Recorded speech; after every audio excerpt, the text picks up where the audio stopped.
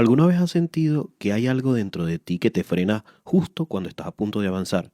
Que quieres cambiar, pero una voz interna te empuja a seguir igual. Que sabes lo que tienes que hacer, pero haces exactamente lo contrario. Que te prometes disciplina, enfoque, calma, y a los pocos días vuelves al mismo patrón. No es falta de inteligencia, créeme. No es falta de motivación, no es mala suerte. Es algo más profundo.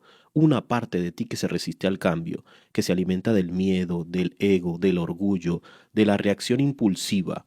Y eso es lo que este libro intenta revelarte. Autobiografía de Satán. No es un libro de religión, ni es una historia literal sobre Satán o el diablo, no es algo que podría leer. Es una metáfora poderosa, una forma provocadora de hablar del verdadero adversario del ser humano, el enemigo interno, o sea, tú mismo. La voz que te justifica cuando fallas, la parte de ti que quiere tener razón aunque pierdas, el impulso que te lleva a reaccionar, a atacar, a rendirte, a compararte, a sabotearte. El título puede generar rechazo al principio, lo hizo en mí. De hecho, muchos lectores lo sienten así, pero cuando se entra en el contenido se descubre que es algo diferente. No hablas del diablo ni de demonios. Es un libro sobre psicología, ego y conciencia. Yehuda Berg, que es el autor, no era un escritor común. Formado en la tradición de la Cábala, dedicó gran parte de su vida a estudiar una pregunta incómoda. ¿Por qué las personas repiten patrones que las destruyen, incluso cuando saben que podrían vivir mejor? En lugar de responder esto con teoría complicada, Berg hizo algo brillante. Le dio voz al enemigo interior, le puso a hablar y lo hizo explicar sus estrategias, como si el ego confesara sus trucos, como si la negatividad explicara cómo funciona, como si esa parte de ti que te sabotea decidiera revelar su método. Por eso, este libro nos recuerda a obras como Burlar el Diablo de Napoleón Hill. Ambos usan la misma idea, hacer que el enemigo hable para que puedas reconocerlo, y lo interpretan en Satán, el diablo. Pero aquí el enfoque es diferente. No se trata de religión, no se trata de creer en algo externo, se trata de entender que hay algo interno. Este libro no intenta cambiar tus creencias, intenta que veas con claridad cómo funciona tu mente cuando reacciona, cuando se defiende, cuando se justifica y cuando se aleja de su mejor versión. Porque la verdadera batalla no está afuera, no está en el sistema, ni en las personas, ni en la suerte, está dentro de ti. Y cuando entiendes cómo opera tu enemigo interno, dejas de luchar contra el mundo y empiezas a dominarte a ti mismo. Eso es lo que vamos a hacer con este audiolibro.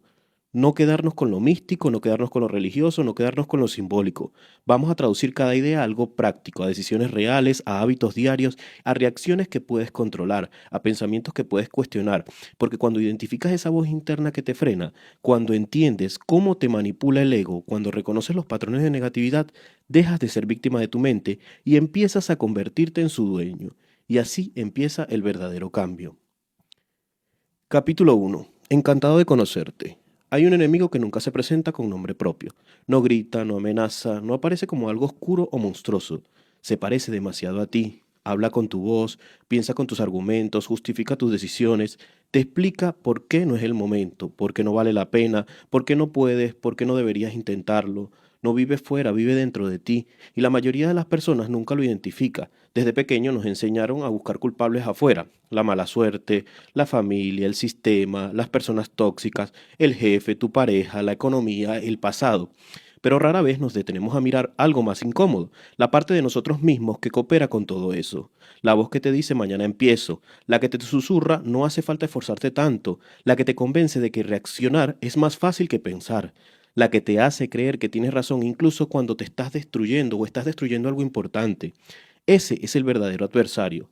No es una entidad externa, no es un demonio, no es el diablo literalmente, es el ego, es la reacción automática, es la necesidad de tener razón, es el miedo disfrazado de lógica, es el orgullo disfrazado de dignidad, es la comodidad disfrazada de libertad. Y lo más peligroso es que no se presenta como un enemigo, se presenta como tu aliado. Te dice que te protege, que te cuida, que te evita sufrimiento, que te ahorra esfuerzo, que te defiende de la humillación.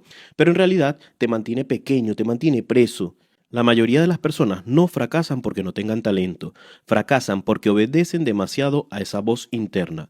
Cuando algo duele, esa voz dice huye. Cuando algo exige disciplina, dice no seas tan duro contigo mismo. Cuando algo requiere paciencia, dice reacciona. Cuando algo exige humildad, dice no te dejes. Así funciona tu enemigo interno. No te obliga, simplemente te convence. Y cuanto más inteligente eres, más sofisticada se vuelve esa voz.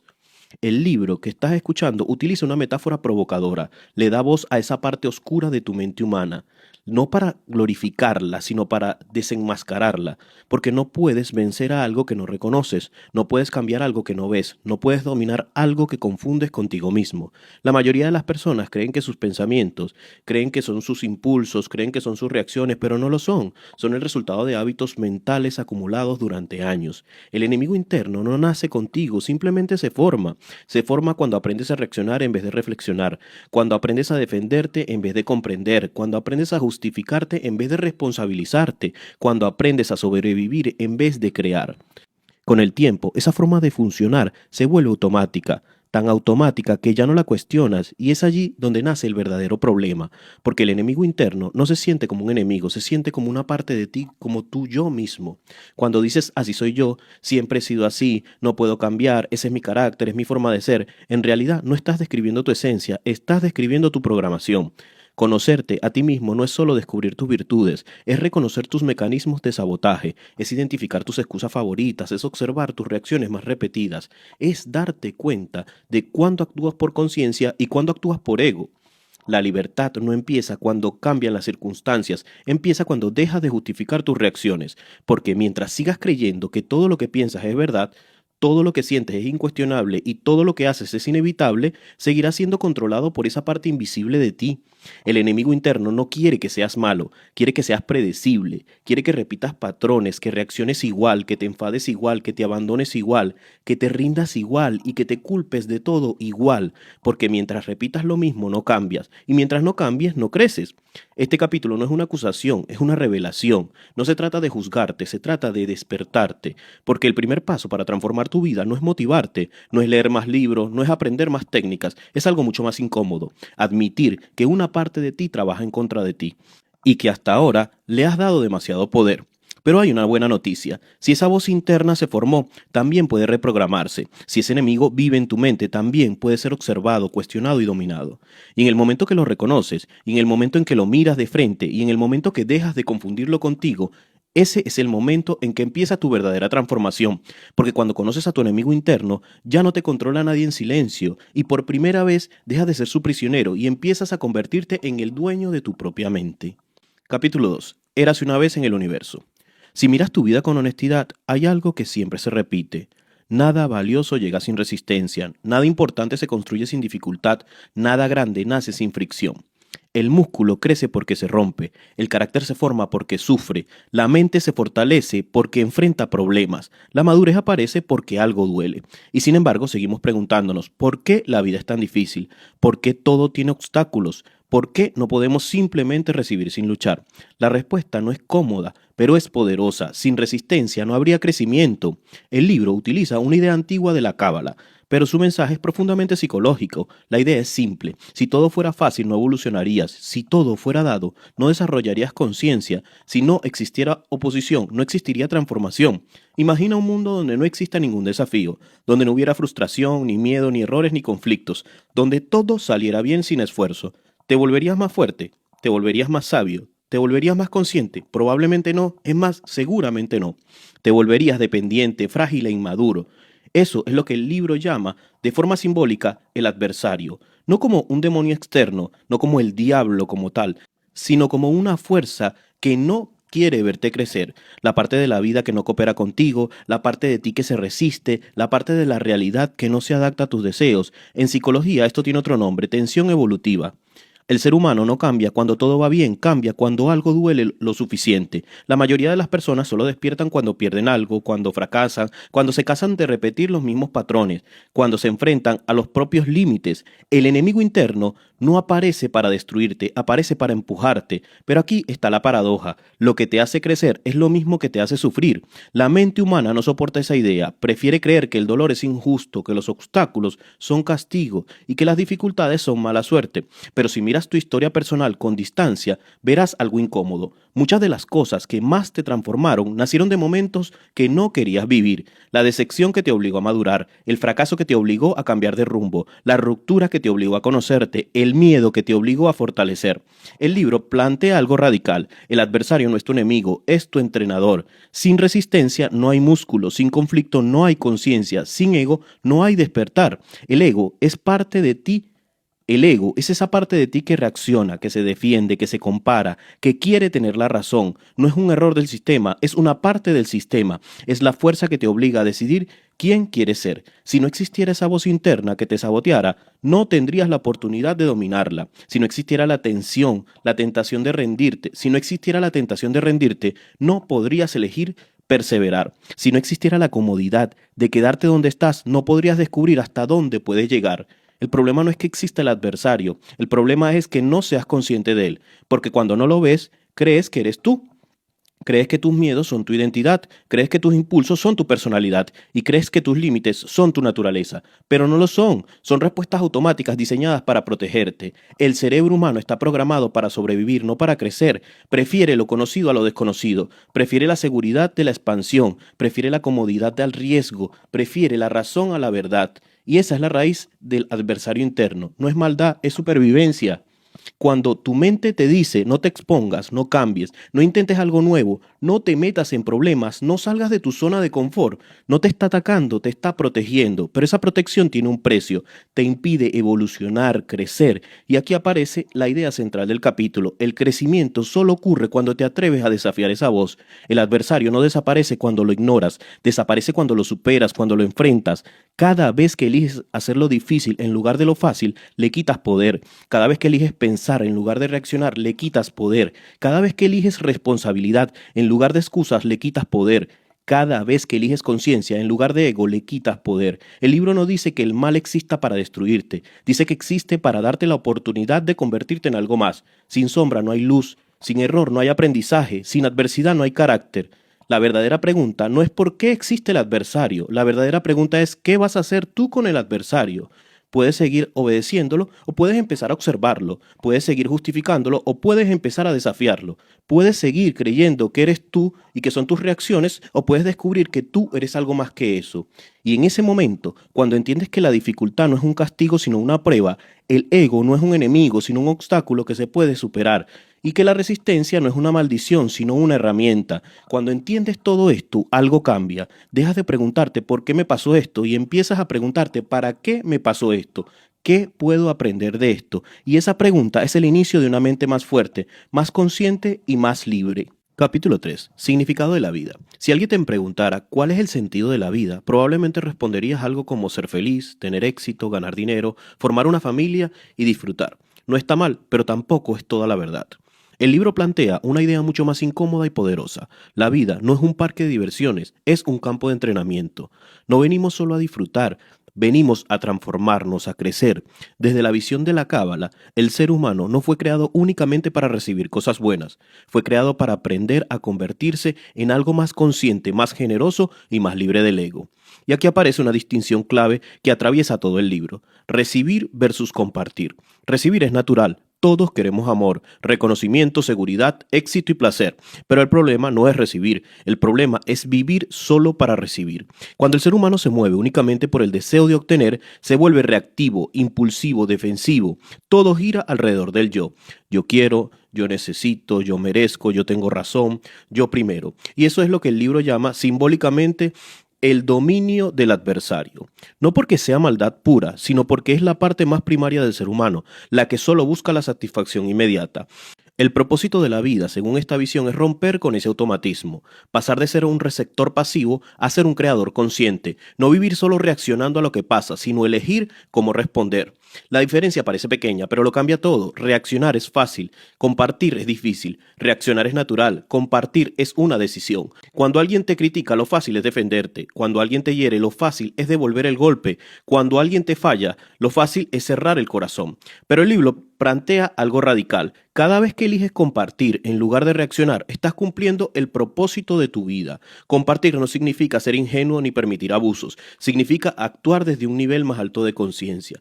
Significa preguntarte, ¿voy a responder desde mi ego o desde mi mejor versión? La vida entonces deja de ser una carrera por acumular cosas y se convierte en un proceso de transformación interior. El verdadero éxito no es cuánto tienes, sino cuánto has logrado dominar tu impulso reactivo. El verdadero crecimiento no es cuánto ganas, sino cuánto has aprendido a compartir, a comprender, a crear valor para otros. El libro insiste en una idea que puede resultar incómoda. La felicidad no es el objetivo principal, la felicidad es una consecuencia. Cuando alguien persigue la felicidad como fin último, se vuelve dependiente de circunstancias externas. Si todo va bien, soy feliz. Si algo sale mal, me derrumbo. Pero cuando alguien entiende que su propósito es transformarse, la felicidad aparece como un efecto secundario. No porque todo sea perfecto, sino porque la persona deja de ser esclava de sus impulsos. Y aquí entra de nuevo la figura del adversario. El adversario no te empuja al mal evidente, te empuja a lo cómodo. Él quiere que te quedes ahí, quedarte en lo fácil, a justificarte, a reaccionar, a pensar solo en ti. Cada vez que eliges lo fácil, el adversario gana. Cada vez que eliges compartir, tú ganas. Y compartir no es solo dar dinero o ayudar a otros. Compartir es algo más profundo. Es escuchar cuando podrías ignorar. Es comprender cuando podrías juzgar. Es actuar con conciencia cuando podrías reaccionar. Es aportar cuando podrías retirarte. Es construir cuando podrías destruir. Desde esta perspectiva, la vida deja de ser una sucesión de eventos aleatorios y se convierte en una serie de oportunidades. Cada conflicto es una oportunidad de elevar tu nivel de conciencia. Cada frustración es una oportunidad de romper un patrón de ego.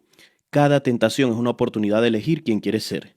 El libro no promete una vida sin problemas, promete algo más difícil, una vida con sentido, porque si el objetivo fuera solo ser feliz, la vida sería superficial. Pero si el objetivo es transformarte, entonces cada experiencia, incluso la dolorosa, adquiere valor. Y aquí aparece una idea clave. No estamos aquí para ser víctimas de la vida, sino socios activos de la creación. Eso significa que no solo recibes lo que la vida te da, sino que participas en cómo la vida se construye a través de ti. Cada decisión tuya influye en el tipo de persona que te conviertes. Cada reacción o elección consciente te acerca o te aleja de tu propósito. El sentido de la vida, según este libro, no es evitar el ego, sino superarlos. No es eliminar el adversario, sino aprender a reconocerlo. No es dejar de desear, sino transformar el deseo de recibir en deseo de compartir. Y aquí está la paradoja final. La verdadera felicidad no aparece cuando consigues todo lo que quieres, sino cuando dejas de vivir solo para ti. Cuando entiendes que tu vida no es solo tuya, que tu conciencia, tus decisiones y tus actos son parte de algo más grande. En ese momento, la vida deja de ser una lucha constante y se convierte en un proceso de crecimiento, no porque sea fácil, sino porque empieza a tener sentido. Y quizás, sin darte cuenta, empiezas a comprender algo que el libro repite entre líneas. El verdadero enemigo nunca fue el mundo, nunca fueron los demás, nunca fue el destino. El verdadero enemigo siempre fue la parte de ti que se resiste a cambiar. Capítulo 4. La actuación del adversario. Si el adversario tuviera que explicarte cómo trabaja, probablemente no hablaría de tentaciones dramáticas ni de grandes tragedias. No necesita destruirte de golpe, le basta con confundirte poco a poco. El libro plantea una idea inquietante. El verdadero enemigo no te obliga a hacer cosas malas, te convence de lo que haces es normal. No te empuja al caos, te acomoda en la ilusión de que estás en lo correcto. Su tragedia no es la fuerza, es la distorsión de la realidad. La primera gran táctica del adversario es hacerte creer que lo temporal es permanente. El problema parece eterno, una emoción negativa parece tu identidad, un error parece definir toda tu vida y quién eres. Cuando algo sale mal, la mente dice siempre me pasa lo mismo, esto nunca voy a cambiar, ¿por qué yo soy así? El libro insiste en algo clave, esa voz no es la realidad, es el adversario interpretando la realidad, porque nada es tan definitivo como parece, nada es tan permanente como lo sentimos en el momento. Pero cuando crees que lo es, dejas de buscar alternativas, dejas de crecer y dejas de transformarte. La segunda táctica es hacerte creer que lo ilusorio es real. El ego te susurra que el reconocimiento externo es lo más importante, que el dinero es la medida de tu valor, que tener razón es más importante que comprender, que ganar es más importante que aprender. Te hace creer que la imagen es más importante que la esencia, que lo aparente vale más de lo que eres, que lo inmediato vale más que lo profundo. El adversario no te dice sé egoísta, te dice protégete, no te dice piensa solo en ti, te dice si no lo haces nadie lo hará por ti. Y esa es su genialidad. Convierte el egoísmo en supervivencia, la reactividad en sentido común y la desconexión en autoprotección. La tercera táctica es convencerte de que tu reacción Es tu verdadera identidad. Si te enfadas, crees que eres una persona iracunda. Si te rindes, crees que eres una persona débil. Si tienes miedo, crees que eres un cobarde. El libro rompe con esa idea. Tú no eres tus reacciones, tú eres quien puede observarlas, pero el adversario no quiere que lo sepas, porque mientras te identificas con tus impulsos, no intentarás cambiarlo. Si crees que yo soy así, dejas de cuestionarte y te conviertes en eso. Y allí está el truco. La cuarta táctica es hacerte mirar los efectos y no las causas. Cuando algo va mal en tu vida, miras hacia afuera, el trabajo, la pareja, la familia, la suerte, la sociedad. El adversario te invita a quedarte allí, a pensar que todo es externo. Pero el libro insiste en algo incómodo. Muchas veces el origen no está afuera, sino está dentro. No en la forma de culparte, sino en las elecciones internas que tomas. ¿Cómo interpretas lo que pasa? ¿Cómo reaccionas? ¿Qué te repites? ¿Qué toleras? ¿Qué decides? El adversario no quiere que mires allí, porque si miras allí, recuperas el poder. Por eso te mantiene ocupado con los síntomas, el estrés, el conflicto, el problema en sí, la discusión. Mientras luchas contra los efectos, no cambias las causas y todo sigue igual. La quinta táctica es hacerte creer que no puedes cambiar, y esta es quizás la más peligrosa. Esto es imposible, para mí no funciona, yo nunca soy capaz, yo siempre he sido así, es tarde para cambiar, ya soy muy mayor. El libro señala que estas frases no son hechos, son narrativas internas. El adversario no te encadena con cadenas visibles, te encadena con historias, con narrativas, historias que parecen lógicas, pero que limitan tu crecimiento. Porque si crees que no puedes cambiar, no lo intentarás, y si no lo intentas, el adversario no necesita hacer nada más. La sexta táctica es acelerar el tiempo. El adversario te empuja a lo inmediato, responder rápido, decidir rápido, juzgar rápido, reaccionar rápido, porque cuanto menos espacio hay entre el estímulo y la respuesta, menos conciencia hay. Y cuanto menos conciencia hay, más gobierna el ego. El libro sugiere algo simple pero revolucionario. El espacio entre lo que pasa y tu reacción es el lugar donde nace tu libertad. Pero ese espacio es incómodo. Exige presencia, exige responsabilidad. Por eso el adversario lo llena de ruido, pensamientos, justificaciones, excusas, miedo. La séptima táctica es hacerte creer que compartir es perder. El adversario te dice, si das, te quedas sin nada. Si comprendes, pierdes la autoridad. Si perdonas, te humillarán. Si compartes, te debilitas. El libro propone lo contrario. Compartir es expandirte. Pero esa idea va contra la lógica del ego. Por eso el adversario la combate. Porque si empiezas a compartir consistentemente, dejas de vivir en modo supervivencia. Y el modo supervivencia es el territorio favorito. En el fondo, el libro no demoniza al adversario, lo expone, te lo muestra como un mecanismo interno y no como un monstruo externo.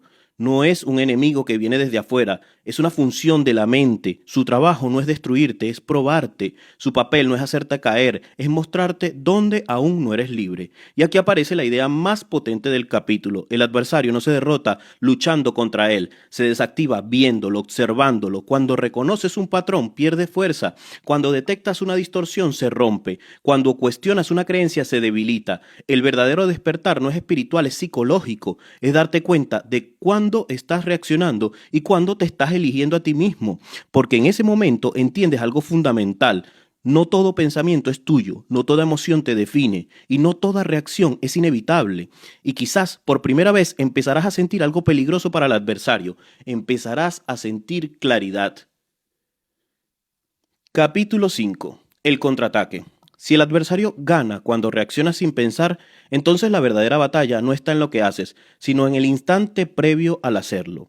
Este capítulo marca un punto de inflexión en el libro. Hasta ahora hemos visto cómo opera el enemigo interno. Distorsiona la realidad, acelera tus emociones, te empuja a reaccionar, te convence que no puedes cambiar. Ahora llega la pregunta decisiva. ¿Y si no tuvieras que obedecer esa voz? El libro propone algo radicalmente simple.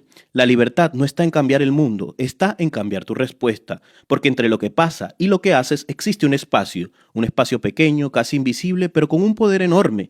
Ese espacio es la conciencia. El adversario odia ese espacio, porque mientras tú no lo ves, actúas en automático, te enfadas sin pensar, juzgas sin comprender, te defiendes sin escuchar y te justificas sin cuestionarte. Pero cuando aparece la pausa, algo cambia. De repente no eres solo el que reacciona, eres el observador de la reacción y ahí empieza el contraataque.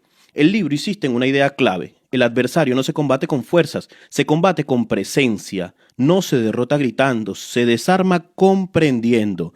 no se vence luchando contra él, sino dejando de identificarte con él. Porque la mayoría de tus conflictos no viene de lo que pasa, sino de cómo interpretas lo que pasa. Un comentario se convierte en una ofensa, un error se convierte en un fracaso, el problema se convierte en catástrofe. El adversario no crea los hechos, crea el drama alrededor de los hechos, y el contraste consiste en romper ese drama.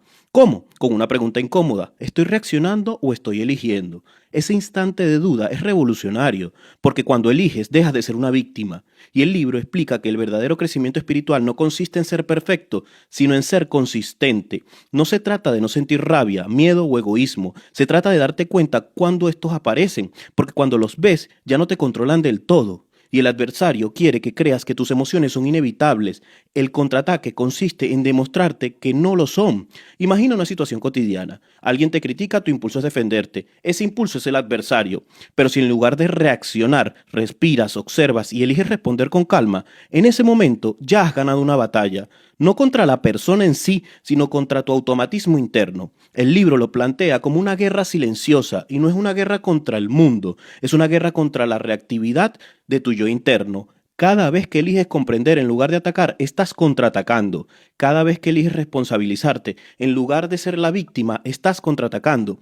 Cada vez que eliges compartir en lugar de acaparar, estás contraatacando. Y aquí aparece una idea profunda del texto. El adversario no teme que seas bueno, teme que seas consciente, porque una persona consciente ya no es manipulable, no por otros ni por su propio ego. El libro conecta esto con la idea central de la Cábala. El ser humano no vino al mundo a evitar conflictos, vino a transformarlos. Cada situación incómoda es una oportunidad de elección, cada conflicto es una prueba de conciencia, cada frustración es una invitación a crecer. El adversario quiere que reacciones y la luz quiere que respondas. La diferencia es enorme. Reaccionar es automático, responder es consciente. Reaccionar es el ego, responder es responsabilidad. Reaccionar es pasado, responder es presente. El contraataque no consiste en volverte frío, ni en reprimir tus emociones. Consiste en algo más difícil, sentir sin perderte en lo que sientes. El libro sugiere que cada vez que eliges una respuesta diferente a la habitual, estás reescribiendo tu identidad, porque tu identidad no es lo que te pasa, es lo que haces con lo que te pasa. Si siempre reaccionas con ira, te conviertes en una persona iracunda. Si siempre reaccionas con miedo, te conviertes en un miedoso. Pero si empiezas a elegir conscientemente, te conviertes en algo nuevo. Y aquí aparece la idea más poderosa del capítulo. La victoria espiritual no es vencer a otros, es vencer tu impulso de reaccionar como siempre. No es cambiar el mundo externo, es cambiar tu mundo interno. No es eliminar al adversario, es dejar de obedecerlo y empezar a observarlo. El libro no te promete que el adversario desaparezca, promete algo más realista, aprender a reconocerlo.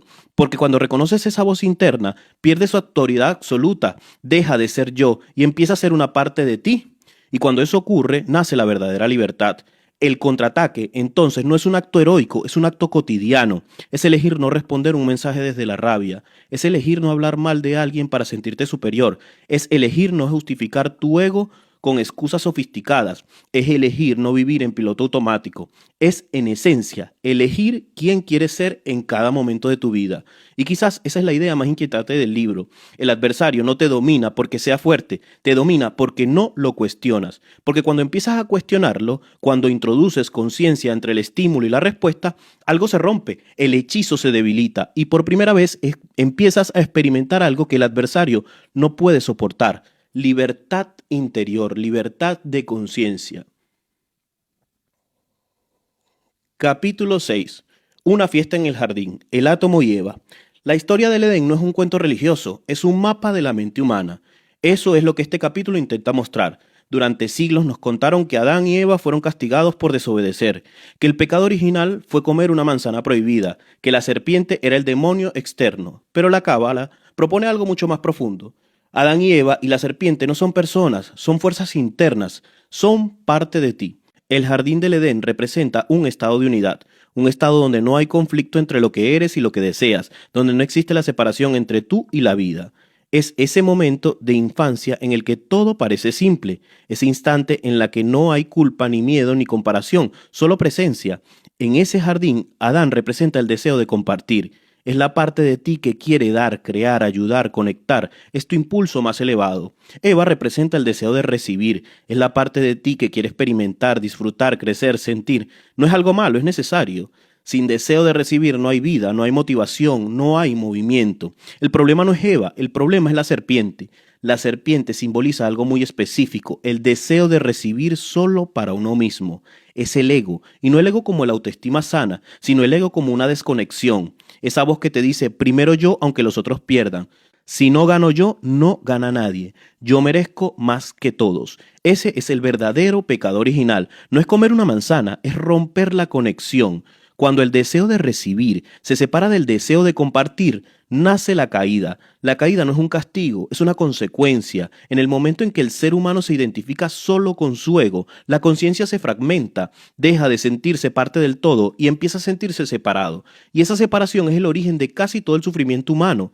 Miedo, competencia, envidia, comparación, soledad, necesidad de validación. Todo nace desde la misma idea. Estoy separado de los demás. El libro plantea algo inquietante. La caída no fue un error, fue necesaria, porque sin la caída no habría conciencia. Si el ser humano se hubiera quedado en el jardín, nunca habría desarrollado la libertad, nunca habría tenido que elegir, nunca habría entendido la diferencia entre ego y conciencia. La caída es el momento en el que despierta el yo, el momento en que el ser humano deja de vivir en modo automático y empieza a experimentar el conflicto interior.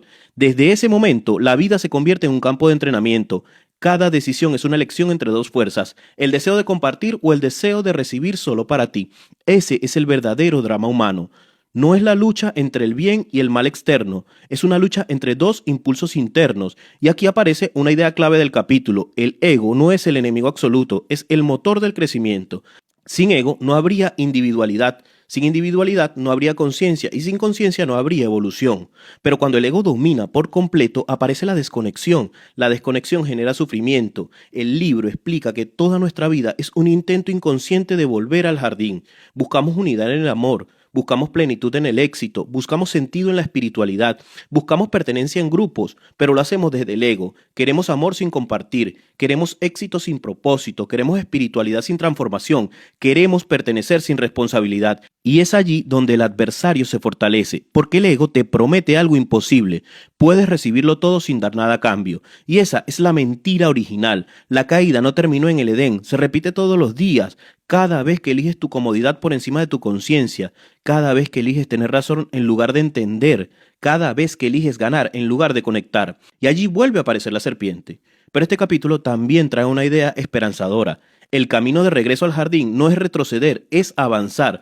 No se trata de eliminar el ego, sino de integrarlo. No se trata de dejar de recibir, sino de aprender a compartir mientras recibes. No se trata de ser perfecto, sino de ser consciente. La verdadera evolución no consiste en volverte santo, sino en darte cuenta de cuándo actúas desde el ego y cuándo actúas desde algo más profundo. El libro sugiere que en cada persona vive una propia versión del Edén. Hay momentos en los que te sientes conectados con la vida y momentos en los que te sientes separado. La diferencia no está en lo que pasa afuera, sino en lo que pasa dentro de ti. Cuando el deseo de compartir domina, vuelves al jardín. Cuando el deseo de recibir solo para ti domina, vuelves a caer. Y aquí aparece la parte más potente del capítulo. La vida no es un castigo por haber caído, es la oportunidad de elegir conscientemente. Cada día, cada conversación, cada decisión, cada pensamiento. El adversario no quiere que entiendas esto, porque si lo entiendes, dejas de culpar al mundo, dejas de culpar a tus padres, dejas de culpar a la sociedad y dejas de culpar al destino y empiezas a ver algo incómodo. La caída no fue algo que te hicieron, es algo que repites día a día. Pero también descubres algo liberador. Si tú repites la caída, tú puedes iniciar el regreso.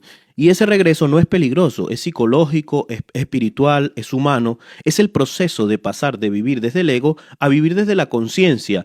No de golpe, no perfecto, pero sí real. Y quizás esa sea la verdadera enseñanza del Edén. No naciste para quedarte en el jardín, naciste para salir de él y aprender a volver con conciencia. Capítulo 7. Se te está poniendo a prueba. Si miras tu vida con honestidad, hay algo que se repite una y otra vez. Siempre hay algo que te incomoda, siempre hay alguien que te desafía, siempre hay una situación que parecerá injusta, una persona que te saca de quicio, un problema que aparece justo cuando creías que todo estaba bien, un miedo que vuelve cuando pensabas que ya lo habías superado, un éxito ajeno que te molesta más de lo que te gustaría admitir. Desde fuera, todo parece caos, pero el libro propone una idea radical. Nada de eso es casual. Desde la visión de la Cábala, la vida no es una sucesión de accidentes, es un sistema de pruebas. no pruebas para castigarte, sino pruebas para despertarte. El adversario no aparece solo en momentos oscuros, aparece en lo cotidiano, en una conversación incómoda, en una crítica que duele, en una tentación de rendirte, en un impulso de reaccionar. Cada situación es una pregunta disfrazada. ¿Vas a reaccionar desde el ego o desde la conciencia? Cuando alguien te falta el respeto, el ego quiere atacar. Cuando alguien triunfa, el ego quiere compararse. Cuando algo sale mal, el ego quiere culpar. Cuando tienes miedo, el ego quiere huir. Pero la enseñanza del libro es clara. El adversario no te obliga a nada, solo te empuja. La decisión siempre será tuya. Aquí aparece una idea incómoda. No existen personas tóxicas por casualidad. No existen problemas inútiles. No existen conflictos sin sentido. Cada experiencia es un espejo. No porque la otra persona tenga razón, sino porque la situación revela algo de ti. Cuando alguien te irrita, no es solo por lo que hace, sino por lo que despierta en ti. Cuando una situación te rompe, no es solo por su gravedad, sino por lo que toca dentro de ti. El libro no dice que todo sea tu culpa, dice algo más profundo. Todo es tu oportunidad. La vida no te manda lo que quieres, te manda lo que necesitas para crecer, y eso es algo que el ego no soporta. Porque el ego quiere comodidad, no transformación. El ego quiere estabilidad, no evolución. Quiere tener razón y no aprender. Por eso el adversario es tan inteligente. No te ataca con tragedias gigantes, te ataca con cosas pequeñas pero constantes. Una frase maldicha, una injusticia aparentemente menor, una comparación silenciosa, un comentario que te toca el orgullo. Y es allí donde se decide todo. Porque no es la situación la que te define, es tu respuesta. Si reaccionas automáticamente, el adversario gana. Si haces una pausa, algo cambia. El libro insiste en una idea clave. La prueba no es lo que te pasa, la prueba es cómo eliges responder. Cuando alguien te provoca y tú reaccionas con ira, no es el otro el que te controla, es tu ego. Cuando algo no sale como esperabas y te hundes, no es el problema el que te domina, es tu necesidad de control. Cuando alguien triunfa y tú te comparas, no es su éxito el problema, es tu inseguridad. Desde esta perspectiva, la vida deja de ser injusta y se convierte en un entrenamiento. Cada día es un examen, cada relación es una lección, cada conflicto es una oportunidad de elegir distinto. Y aquí aparece una de las ideas más fuertes del capítulo. No estás siendo castigado, estás siendo entrenado, literalmente estás poniéndote a prueba. El adversario no quiere que entiendas esto, porque si lo entiendes, dejas de quejarte, dejas de culparte, dejas de victimizarte y dejas de reaccionar. Y empiezas a hacer algo peligroso para el ego, empiezas a asumir tu responsabilidad. Responsabilidad no como culpa, sino como poder. Si lo que te pasa es una prueba, entonces no eres una víctima, eres un participante, y eso lo cambia todo. De repente la persona difícil deja de ser un enemigo y se convierte en un maestro incómodo. El problema deja de ser una tragedia y se convierte en un entrenamiento. El miedo deja de ser una debilidad y se convierte en una señal. El libro no romantiza el dolor, no dice que sufrir sea bonito, dice algo mucho más realista. El dolor es información. Si una situación se repite, no es mala suerte, es un mensaje. Si siempre atraes el mismo tipo de relaciones, no es casualidad, es un patrón. Si siempre reaccionas igual, no es destino, es programación. Y aquí es la parte más incómoda de este capítulo. El adversario no crea tus problemas, solo aprovecha tus automatismos. Te empuja justo donde sabe que vas a caer, porque te conoce mejor que nadie. Conoce tus miedos, tus inseguridades, tus heridas, tu orgullo. Pero también hay una verdad más grande. Si puedes ser puesto a prueba, es porque tienes la capacidad de responder diferente, es porque tienes la capacidad de superar esa prueba. Nadie es probado por encima de su nivel de conciencia. La vida no te manda pruebas al azar, te manda exactamente lo que necesitas para evolucionar. Eso es lo que el libro quiere que entiendas, no para que te vuelvas frío, no para que ignores el dolor, sino para que cambies la pregunta. En lugar de preguntarte ¿por qué me pasa esto a mí?, empieza a preguntarte ¿qué tengo que aprender de esto? Ese cambio de pregunta es el comienzo del despertar, porque en el momento en que ves la vida como un entrenamiento, el adversario pierde poder. Ya no te controla con el drama, ya no te domina con el miedo, ya no te manipula con la culpa, y empiezas a entender algo esencial. No estás en contra del mundo, estás en el proceso de crecimiento. La vida no te odia, te está formando, y cada prueba es una oportunidad de elegir quién quieres ser. No cuando todo va bien, sino cuando todo se complica, porque es allí, en el conflicto, donde se revela tu verdadera conciencia. Capítulo 8. El adversario nunca duerme. Hay algo que casi nadie se da cuenta. El adversario no aparece solo en los momentos difíciles, no aparece solo cuando todo va mal, aparece cuando todo va bien, cuando te sientes seguro, cuando crees que ya cambiaste, cuando piensas que ya lo entendiste todo, porque el adversario no es una persona, es una parte de ti, es esa voz interna que te susurra. Relájate, no hace falta esforzarse tanto, ya está bien así, no necesitas cambiar, esto no es para ti. ¿Para qué vas a intentarlo? ¿Por qué inventas esto? El libro insiste en algo incómodo. El adversario no te ataca frontalmente, te convence suavemente, no te dice fracasa, te dice mejor lo hacemos mañana, no te dice sé egoísta, te dice piensa primero en ti, pero solo en ti. No te dice odiar, te dice esa persona se lo merece. Y aquí está la clave. El adversario no es externo, es interno, pero se activa a través de lo externo. Cuando alguien te critica, el adversario es la voz que te hace reaccionar con orgullo. Cuando alguien triunfa, el adversario es la voz que te hace compararte. Cuando algo sale mal, el adversario es la voz que te hace victimizarte. La persona no es el enemigo, la situación no es el enemigo es la interpretación que haces. Y el libro lo deja claro. Si no entiendes quién es el adversario, lo vas a confundir con el mundo y entonces vivirás en guerra con todos, con tu pareja, con tu familia, con tus amigos, con la vida misma. Pero la guerra real no está afuera, está dentro de ti. El adversario es esa parte de ti que quiere comodidad y no crecimiento, quiere placer inmediato y no propósito, quiere tener razón y no aprender, quiere ganar discusiones y no evolucionar. Y aquí viene la parte más dura. El adversario no es malo, el adversario es necesario. Según la Cábala, el adversario existe para ponerte a prueba. Sin resistencia no hay crecimiento, sin tentación no hay elección, sin conflicto no hay conciencia. Es como el gimnasio de la mente. Si no hay peso, no hay músculo. Si no hay dificultad, no hay transformación. Por eso, este libro dice algo radical. Cada vez que reaccionas, el adversario gana. Cada vez que haces una pausa, tú ganas. Porque en una pausa ocurre algo mágico, dejas de ser automático, dejas de ser impulsivo, dejas de ser esclavo de tus emociones y te conviertes en alguien consciente. El adversario odia eso, porque el adversario vive del automatismo. Cuando reacciona sin pensar, él lo controla. Cuando eliges conscientemente, pierde el poder. Por eso muchas personas creen que su problema es el mundo. Mi jefe es el problema, mi pareja es el problema, mi familia es el problema, el sistema es el problema. El libro no niega que no haya problemas externos, pero dice algo más profundo. El verdadero problema es que no ves al adversario dentro de ti. Mientras crees que el enemigo esté afuera, no podrás cambiar nada, porque no puedes controlar el mundo, pero sí puedes controlar tu respuesta. Y aquí está la diferencia entre alguien que despierta y alguien que sigue dormido. El dormido dice, siempre me pasa lo mismo. El despierto se pregunta, ¿por qué siempre reacciono igual? El dormido culpa y el despierto observa. El dormido se justifica y el despierto se responsabiliza. Y eso es exactamente lo que el adversario no quiere.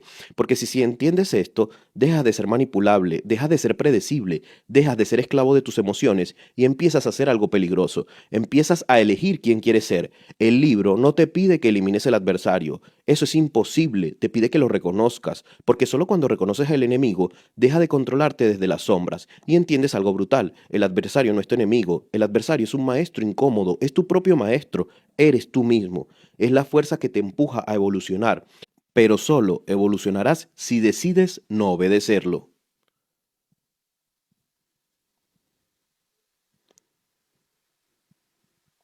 Capítulo 9. Medida por medida. Hay una idea que incomoda a casi todo el mundo, la idea de que tu vida no es casualidad, que lo que te pasa no es solo mala suerte, ni culpa de los demás, ni del sistema, ni del destino, que en el fondo tu realidad es un reflejo de algo que está pasando dentro de ti. El libro lo llama medida por medida, o dicho de otra forma, la vida te devuelve exactamente la energía, la intención y la conciencia con que la vives, no como castigo, no como premio, sino como un espejo. Y aquí aparece otra vez el adversario, porque el adversario no le gusta esta idea. El adversario es esa parte de ti que quiere culpar al mundo, a las personas y a las circunstancias. El adversario te susurra, no es culpa tuya. Siempre te toca lo peor. La gente es mala. Así es la vida. Y en parte eso puede ser cierto, pero el libro va más allá. Dice algo más radical. No puedes cambiar lo que pasa fuera de ti, sino cambias lo que pasa dentro. Eso no significa que seas culpable de todo, significa que tienes poder. Porque si tu mundo externo es un reflejo, entonces no estás condenado, estás en entrenamiento. Piensa en esto. Si siempre atraes relaciones donde te manipulan, tal vez el problema no es solo la gente, tal vez el adversario está en tu miedo a estar solo. Si siempre tienes problemas con el dinero, tal vez no es solo el sistema, tal vez el adversario está en una relación con la escasez, con miedo a perder, con la necesidad de seguridad. Si siempre estás en conflicto, tal vez no es solo el mundo. Tal vez el adversario está en tu necesidad de tener la razón siempre. El libro no dice que el mundo sea perfecto, dice que el mundo es coherente contigo. Y eso duele, porque es mucho más fácil pensar que el enemigo está afuera que está dentro. Pero la Cábala plantea algo incómodo. La vida no te pasa a ti, la vida responde a ti, es decir, te da lo que tú das. Y aquí entra la ley de causa y efecto. Cada pensamiento, cada reacción, cada decisión interna crea una dirección, no inmediatamente, no de forma mágica, pero sí de forma acumulativa. Lo que repites dentro lo terminas viviendo por fuera. El adversario aprovecha esto.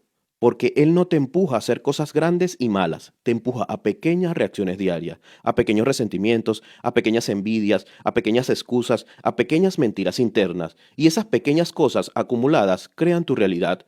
El libro lo explica con una idea brutal.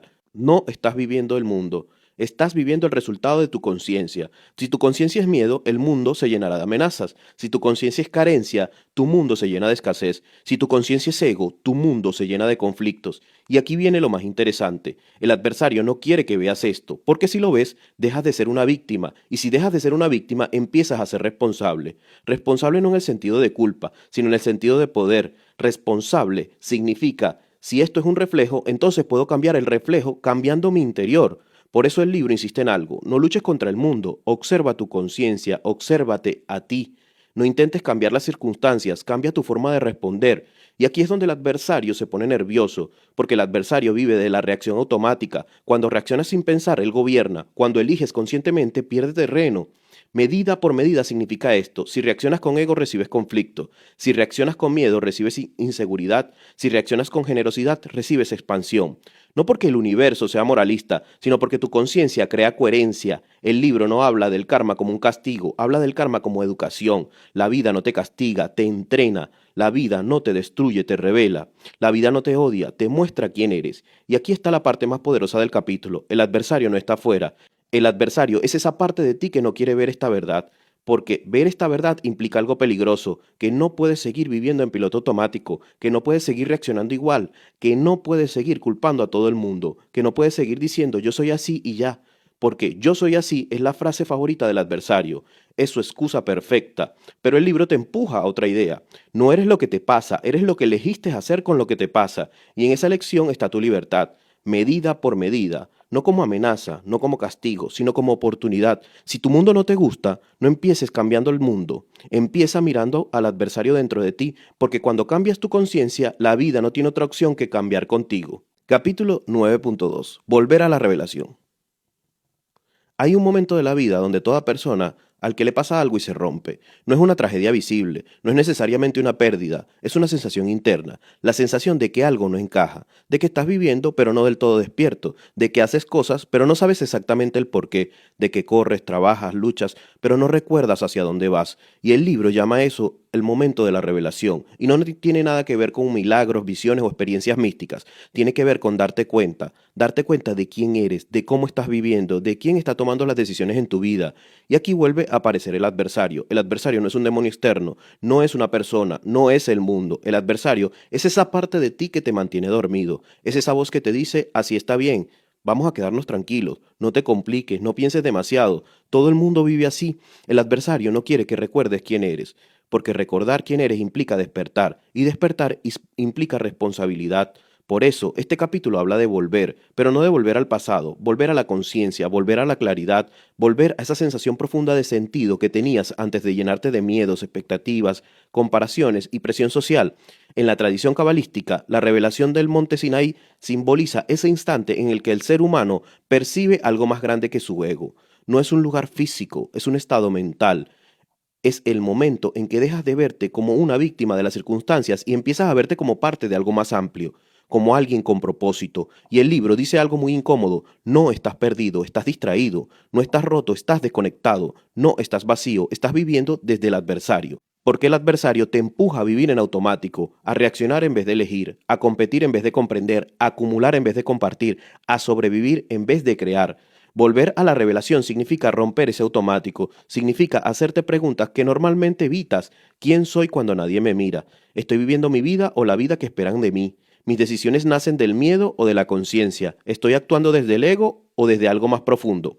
Estas preguntas incomodan, y al adversario no le gustan las preguntas, porque cuando preguntas despiertas, cuando despiertas eliges, y cuando eliges deja de manipularte. El libro insiste en algo: el viaje espiritual no es ir hacia arriba, es volver hacia adentro. No es convertirte en alguien nuevo, es recordar quién eras antes de que el miedo tomara el control de tu vida, antes de que empezaras a definirte por tus errores, tus fracasos o tus limitaciones, antes de que creyeras que tu valor depende de lo que produces, de lo que ganas o de lo que otros piensan de ti. Volver a la revelación es recordar esto: No eres tu ansiedad, no eres tu pasado, no eres tus heridas, no eres tus pensamientos, eres la conciencia que los observa. Y aquí está la parte más poderosa del capítulo. El adversario quiere que te identifiques con tus pensamientos, quiere que creas que eres tu miedo, que eres tu rabia, que eres tu envidia, que eres tu inseguridad, porque si crees que eso eres tú, nunca intentarás cambiar. Pero el libro te dice algo, tú no eres esa voz que te limita, eres quien puede escucharla y decidir no seguirla. Y eso es una revelación. No es magia, no es religión, no es misticismo, es conciencia pura, es darte cuenta de que hay una distancia entre tú y tu ego, entre tú y tus reacciones, entre tú y el adversario, y en la distancia aparece la libertad. Volver a la revelación también significa algo más profundo, significa entender que tu vida no es solo sobrevivir, que no estás aquí solo para pagar cuentas, cumplir expectativas y llegar hasta el fin de semana, que hay algo más, y el libro lo llama la chispa de la luz. Puedes llamarlo conciencia, propósito, alma, identidad profunda, pero la idea es la misma. Hay una parte de ti que no está hecha para vivir en pequeño, y el adversario intenta apagar esa parte, la distrae con problemas, comparaciones, dramas, miedos y urgencias, pero cuando vuelves a la revelación algo cambia. Empiezas a ver tus problemas de otra forma, tus relaciones de otra forma, tu vida de otra forma, y ya no preguntas, ¿por qué me pasa esto? Empiezas a preguntarte, ¿qué me está enseñando esto? ¿Cómo puedo utilizarlo? Ya no reaccionas automáticamente, empiezas a elegir. Ya no te defines por tus límites, empiezas a explorar tus posibilidades.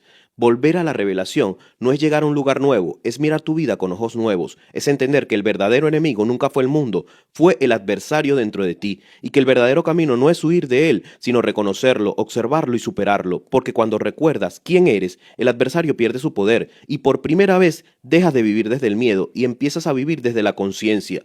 Eso es volver a casa, no es un lugar físico, sino a ti mismo. Es tu monte Sinaí.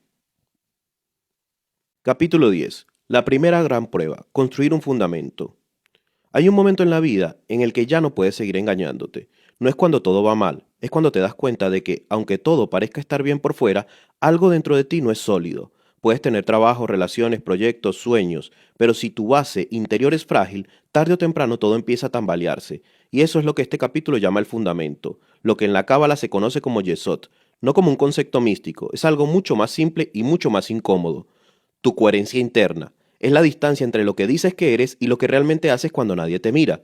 Y aquí aparece el adversario, no como una figura externa, sino como esa voz interna que siempre intenta negociar contigo. No te dice, haz algo terrible, te dice cosas más sutiles, da igual, hazlo solo esta vez, nadie se va a enterar, esto no es tan grave, luego lo compensarás, tú te lo mereces. El adversario no quiere destruirte de golpe, quiere debilitar tu base poco a poco, porque sabe algo que tú muchas veces olvidas. No se derrumba una vida por un gran error, sino por miles de pequeñas incoherencias acumuladas. El fundamento es tu palabra, tu disciplina, tu forma de usar tu energía, tu forma de relacionarte con los demás, tu forma de responder cuando podrías traicionarte. El libro plantea una idea incómoda. Muchas personas quieren una vida elevada, pero viven desde los impulsos más bajos. Quieren respeto, pero no respetan sus propias decisiones. Quieren relaciones sanas, pero actúan desde la necesidad, el miedo y el ego. Quieren paz, pero viven en guerra consigo mismo.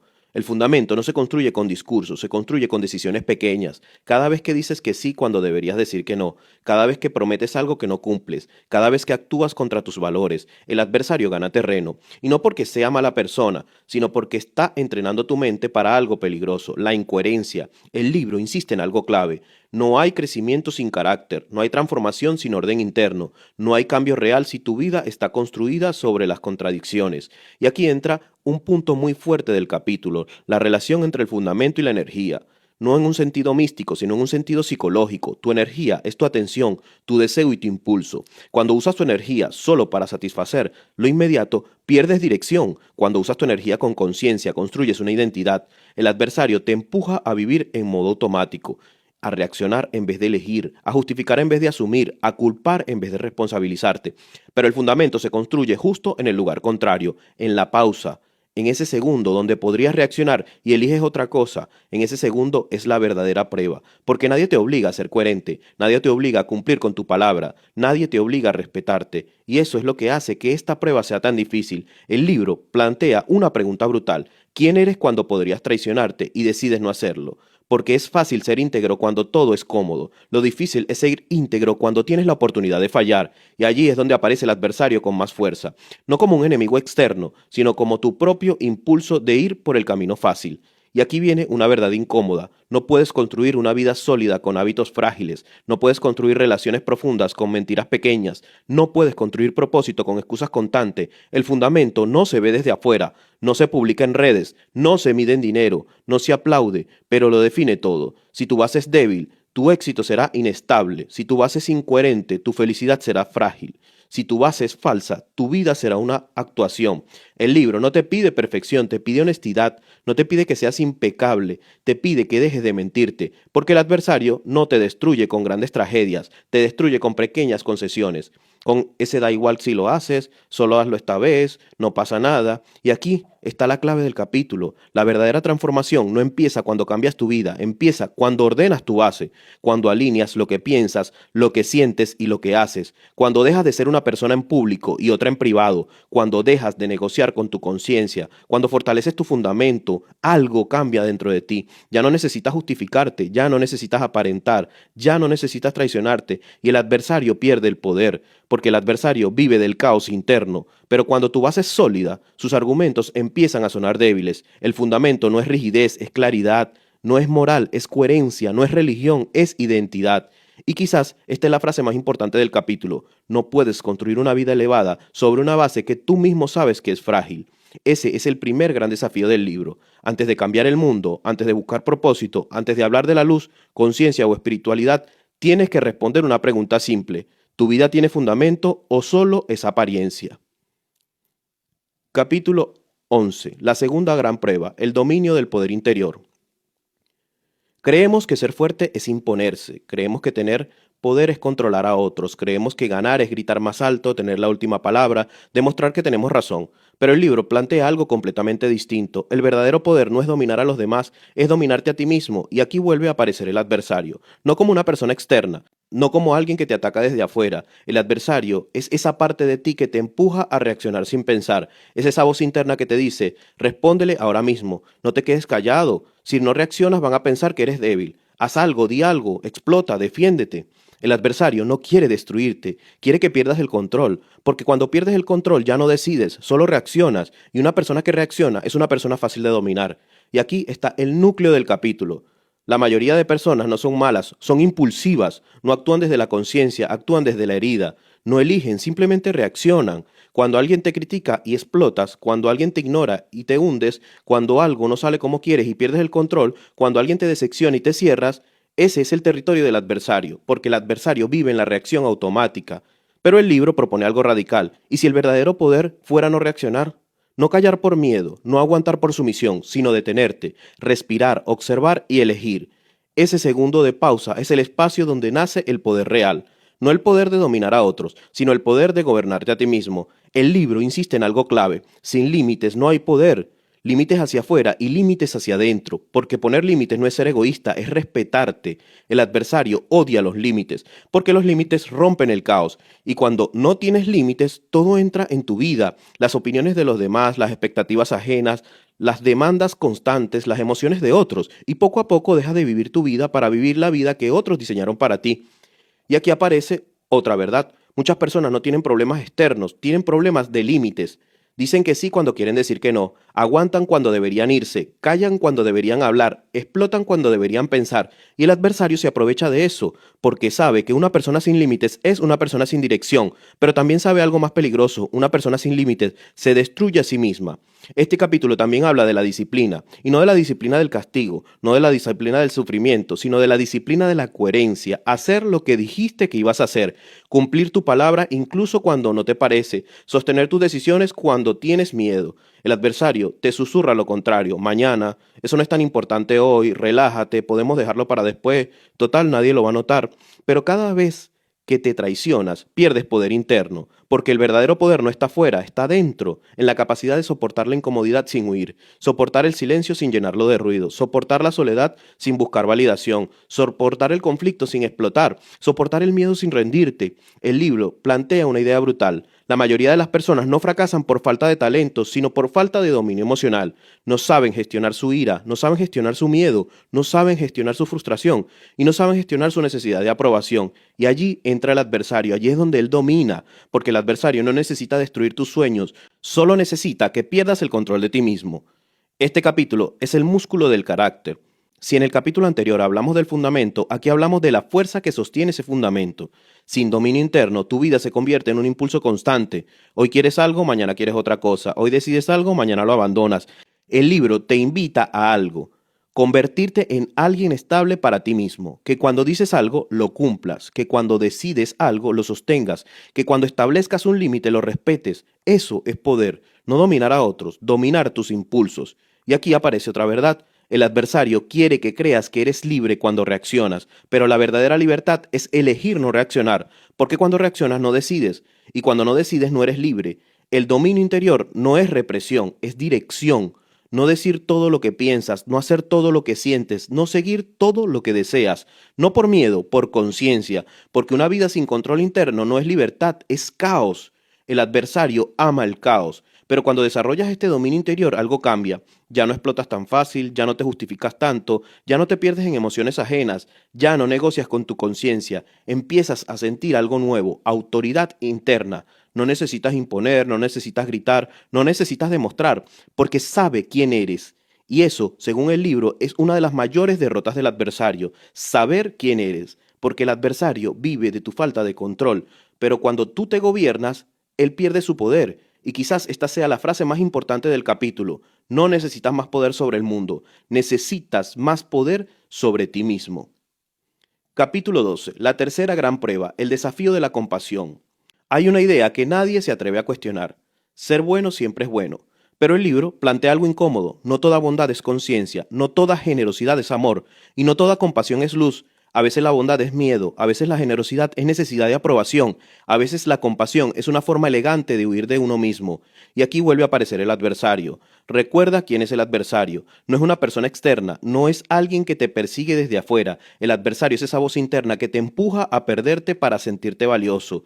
Es esa parte de ti que te susurra. Si no ayudas, eres egoísta. Si dices que no, te van a dejar de querer.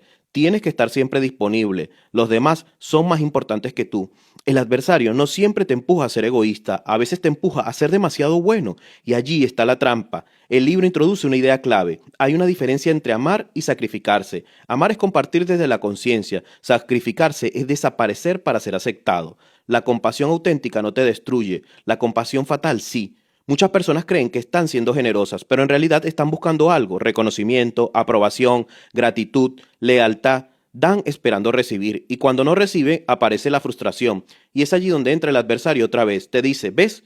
Nadie valora lo que haces. Siempre das y nunca recibes. Deberías dejar de ayudar. Las personas son ingratas. Pero el problema no era ayudar. El problema era ayudar desde la necesidad. El libro es claro en algo profundo. No estás aquí para salvar a nadie, estás aquí para compartir sin perderte. Y hay una verdad incómoda en que el capítulo deja entre líneas. Muchas personas no ayudan por amor, ayudan por miedo a ser rechazados. No dicen no porque no soportan decepcionar, no se van porque no soportan estar solas, no ponen límites porque creen que eso les hará perder el afecto. Y el adversario se esconde allí, porque mientras tú crees que eres compasivo, él te mantiene atrapado en la necesidad de agradar. Y aquí aparece otra idea. La compasión sin límites no es una virtud, es desequilibrio. Cuando ayudas a todo el mundo menos a ti, no eres espiritual, te estás desconectando de ti mismo. Cuando soportas todo, no eres paciente, estás traicionando tu dignidad. Cuando siempre dices que sí, no eres generoso, estás perdiendo tu identidad. El libro plantea una pregunta incómoda. ¿Estás ayudando a otros o estás evitando mirarte a ti mismo? Porque a veces es más fácil cargar con los problemas ajenos que enfrentar tu propio vacío. A veces es más fácil salvar a los otros que asumir tu propia responsabilidad. Y allí el adversario sonríe, porque sabe que mientras estés ocupado salvando a otros, no te enfrentarás a ti. La compasión auténtica es diferente, no nace del sacrificio, nace de la plenitud. Cuando estás lleno, comparte, cuando estás vacío, te sacrificas. El adversario confunde ambas cosas, te hace creer que cuanto más te sacrificas, más valioso eres. Pero el libro desmonta esa idea, la compasión real no te rompe, te fortalece. Y aquí aparece otra dimensión del capítulo, la compasión hacia ti mismo, porque el adversario es especialmente cruel contigo, te recuerda tus errores, te juzga por tu pasado, te reprocha lo que no has logrado, te dices, deberías ser mejor, siempre fallas, nunca cambias, no eres lo suficientemente bueno. La compasión auténtica es responderle con conciencia, no justificarte, pero tampoco condenarte, es decir, sí, me equivoqué, pero sigo siendo digno. El libro sugiere algo. La persona que no tiene compasión consigo misma jamás tendrá compasión real por los demás. Solo tendrá sacrificio, culpa y resentimiento. La compasión equilibrada es amor con límites, es ayudar sin perderte, es amar sin traicionarte, es comprender sin justificar todo, es dar sin desaparecer. Y aquí vuelve el adversario con su estrategia favorita. Te hace creer que si pones límites dejas de ser una buena persona. Pero el libro dice lo contrario. Poner límites también es amor. A veces el acto más compasivo no es ayudar, es decir que no. No a relaciones que te destruyen, no a dinámicas tóxicas, no a personas que solo toman, no a situaciones que te apagan. Porque si no te respetas, tu compasión se convierte en autodestrucción. El capítulo deja una idea central. La compasión no es darlo todo, es dar lo correcto, en el momento correcto, sin perder tu centro. Cuando entiendes esto, algo cambia. Ya no ayudas por miedo, ya no amas por dependencia, ya no das por culpa, empiezas a dar desde la libertad. Y esa es una de las mayores derrotas del adversario, porque el adversario vive de extremos, o el egoísmo total o el sacrificio total. La compasión consciente rompe ese juego, te convierte en alguien capaz de amar sin dejar de ser tú. Y quizás esta sea la frase más importante del capítulo. No estás aquí para salvar al mundo, estás aquí para iluminarlo sin apagarte. Capítulo 13.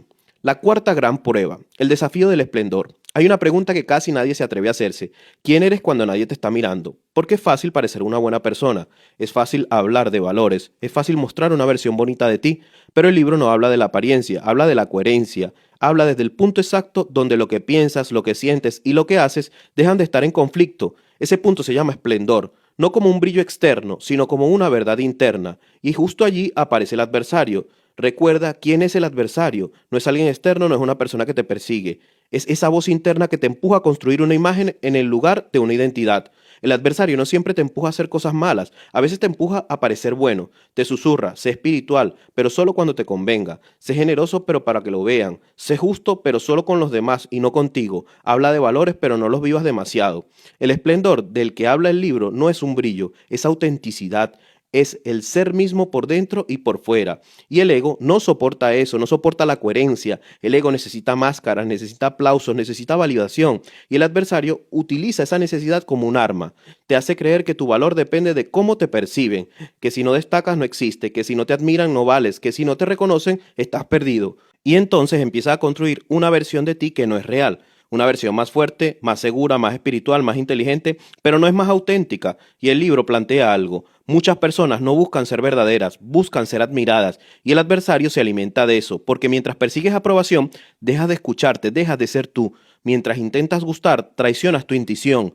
Mientras construyes una imagen, pierdes tu esencia. El esplendor del que habla el libro es el equilibrio, es el punto medio entre dos fuerzas, entre dar y poner límites, entre amar y decir que no, entre comprender y confrontar. No es ser blando, no es ser duro, es ser consciente. Y aquí aparece el espejo. El libro te obliga a preguntarte, ¿lo que haces nace de tu conciencia o de tu ego? ¿Ayudas porque quieres o porque quieres sentirte superior? ¿Pones límites porque es justo o porque estás herido? ¿Hablas de valores porque los vives o porque te hacen quedar bien? El esplendor no es perfección, es integridad, es aceptar que eres luz y sombra, que puedes ser compasivo y firme, que puedes amar sin someterte, que puedes ser fuerte sin ser cruel. El adversario odia esa integración porque él vive de la división. Te quiere en los extremos, o totalmente bueno o totalmente egoísta, o víctima o verdugo, o salvador o indiferente. Pero cuando integras todo, él pierde el poder. Y aparece otra trampa del adversario, la espiritualidad como ego. Te hace creer que porque lees libros, meditas o hablas de conciencia, ya estás por encima de los demás. Pero el libro es claro, el esplendor no es un discurso, es acción. No es lo que dices, es lo que haces, cuando nadie te aplaude. La verdadera belleza no es estética, es coherencia moral. Es que tus valores no cambien según la situación. Es que no seas una persona en público y otra persona en privado. Y eso duele, porque ser auténtico implica perder aprobación, implica decepcionar a algunos, implica dejar de actuar. Y el adversario lo sabe. Por eso te dice esto. No seas tan radical. Mejor adapta tu discurso. No digas lo que piensas del todo. No seas tan tú, porque la autenticidad es peligrosa, no para el mundo, para el ego. El libro sugiere algo profundo. La mayoría de los conflictos humanos no vienen de la maldad, sino del desequilibrio. Personas demasiado duras, personas demasiado blandas, personas demasiado orgullosas, personas demasiado dependientes. El esplendor es el arte de estar en el centro. Y estar en el centro es difícil, porque el adversario siempre te empuja a los extremos. Si te hacen daño, te impulsa a odiar. Si te aman, te impulsa a depender. Si tienes poder, te impulsa a abusar. Si te humillan, te impulsa a vengarte. El esplendor es elegir bien esa respuesta, no la más cómoda, no la más impulsiva, la más consciente. Y el libro lo deja claro, el verdadero esplendor no es destacar, es alinearte, es que tu vida no sea una contradicción constante, es que no tengas que justificarte todo el tiempo, es que no vivas dividido entre lo que eres y lo que aparentas. Y aquí vuelve el adversario con una pregunta silenciosa, ¿estás viviendo tu verdad o estás interpretando un personaje? Porque mientras interpretas un personaje, él gobierna, pero cuando decides ser auténtico, pierde el poder. El esplendor en sí es eso, el momento en que dejas de actuar y empiezas a ser tú. No eres solo compasión, no eres solo disciplina, eres equilibrio. Y ese equilibrio es peligroso para el adversario, porque cuando encuentras tu centro, ya no te manipula el miedo, ni el orgullo, ni la necesidad de aprobación. Y quizás la idea más poderosa del capítulo sea esta: el adversario no teme que seas malo, teme que seas auténtico, que seas tú mismo, porque una persona auténtica ya no puede ser controlada. Capítulo 14. La quinta gran prueba, el desafío de la victoria. Desde pequeños nos repiten una idea: tienes que ganar, ganar dinero, ganar prestigio, ganar respeto, ganar estatus, ganar reconocimiento. Pero casi nadie te lo explica. No toda victoria es verdadera. Y justo allí aparece el adversario. Recuerda quién es el adversario. No es tu persona externa, no es el jefe, no es tu pareja, no es tu competencia. Es esa voz interna que convierte el crecimiento en obsesión. El adversario no te dice fracasa, te dice triunfa, pero triunfa de una forma que te vacíe por dentro. La victoria en su esencia es fuerza para avanzar, es constancia, es perseverancia, es impulso vital. Sin esa energía no hay crecimiento, pero cuando esa fuerza cae en manos del ego, se transforma en una carrera sin sentido. El adversario toma esa energía pura y la distorsiona. Te susurra, no basta con avanzar, tienes que ser el mejor. Tienes que ser mejor que todos los demás.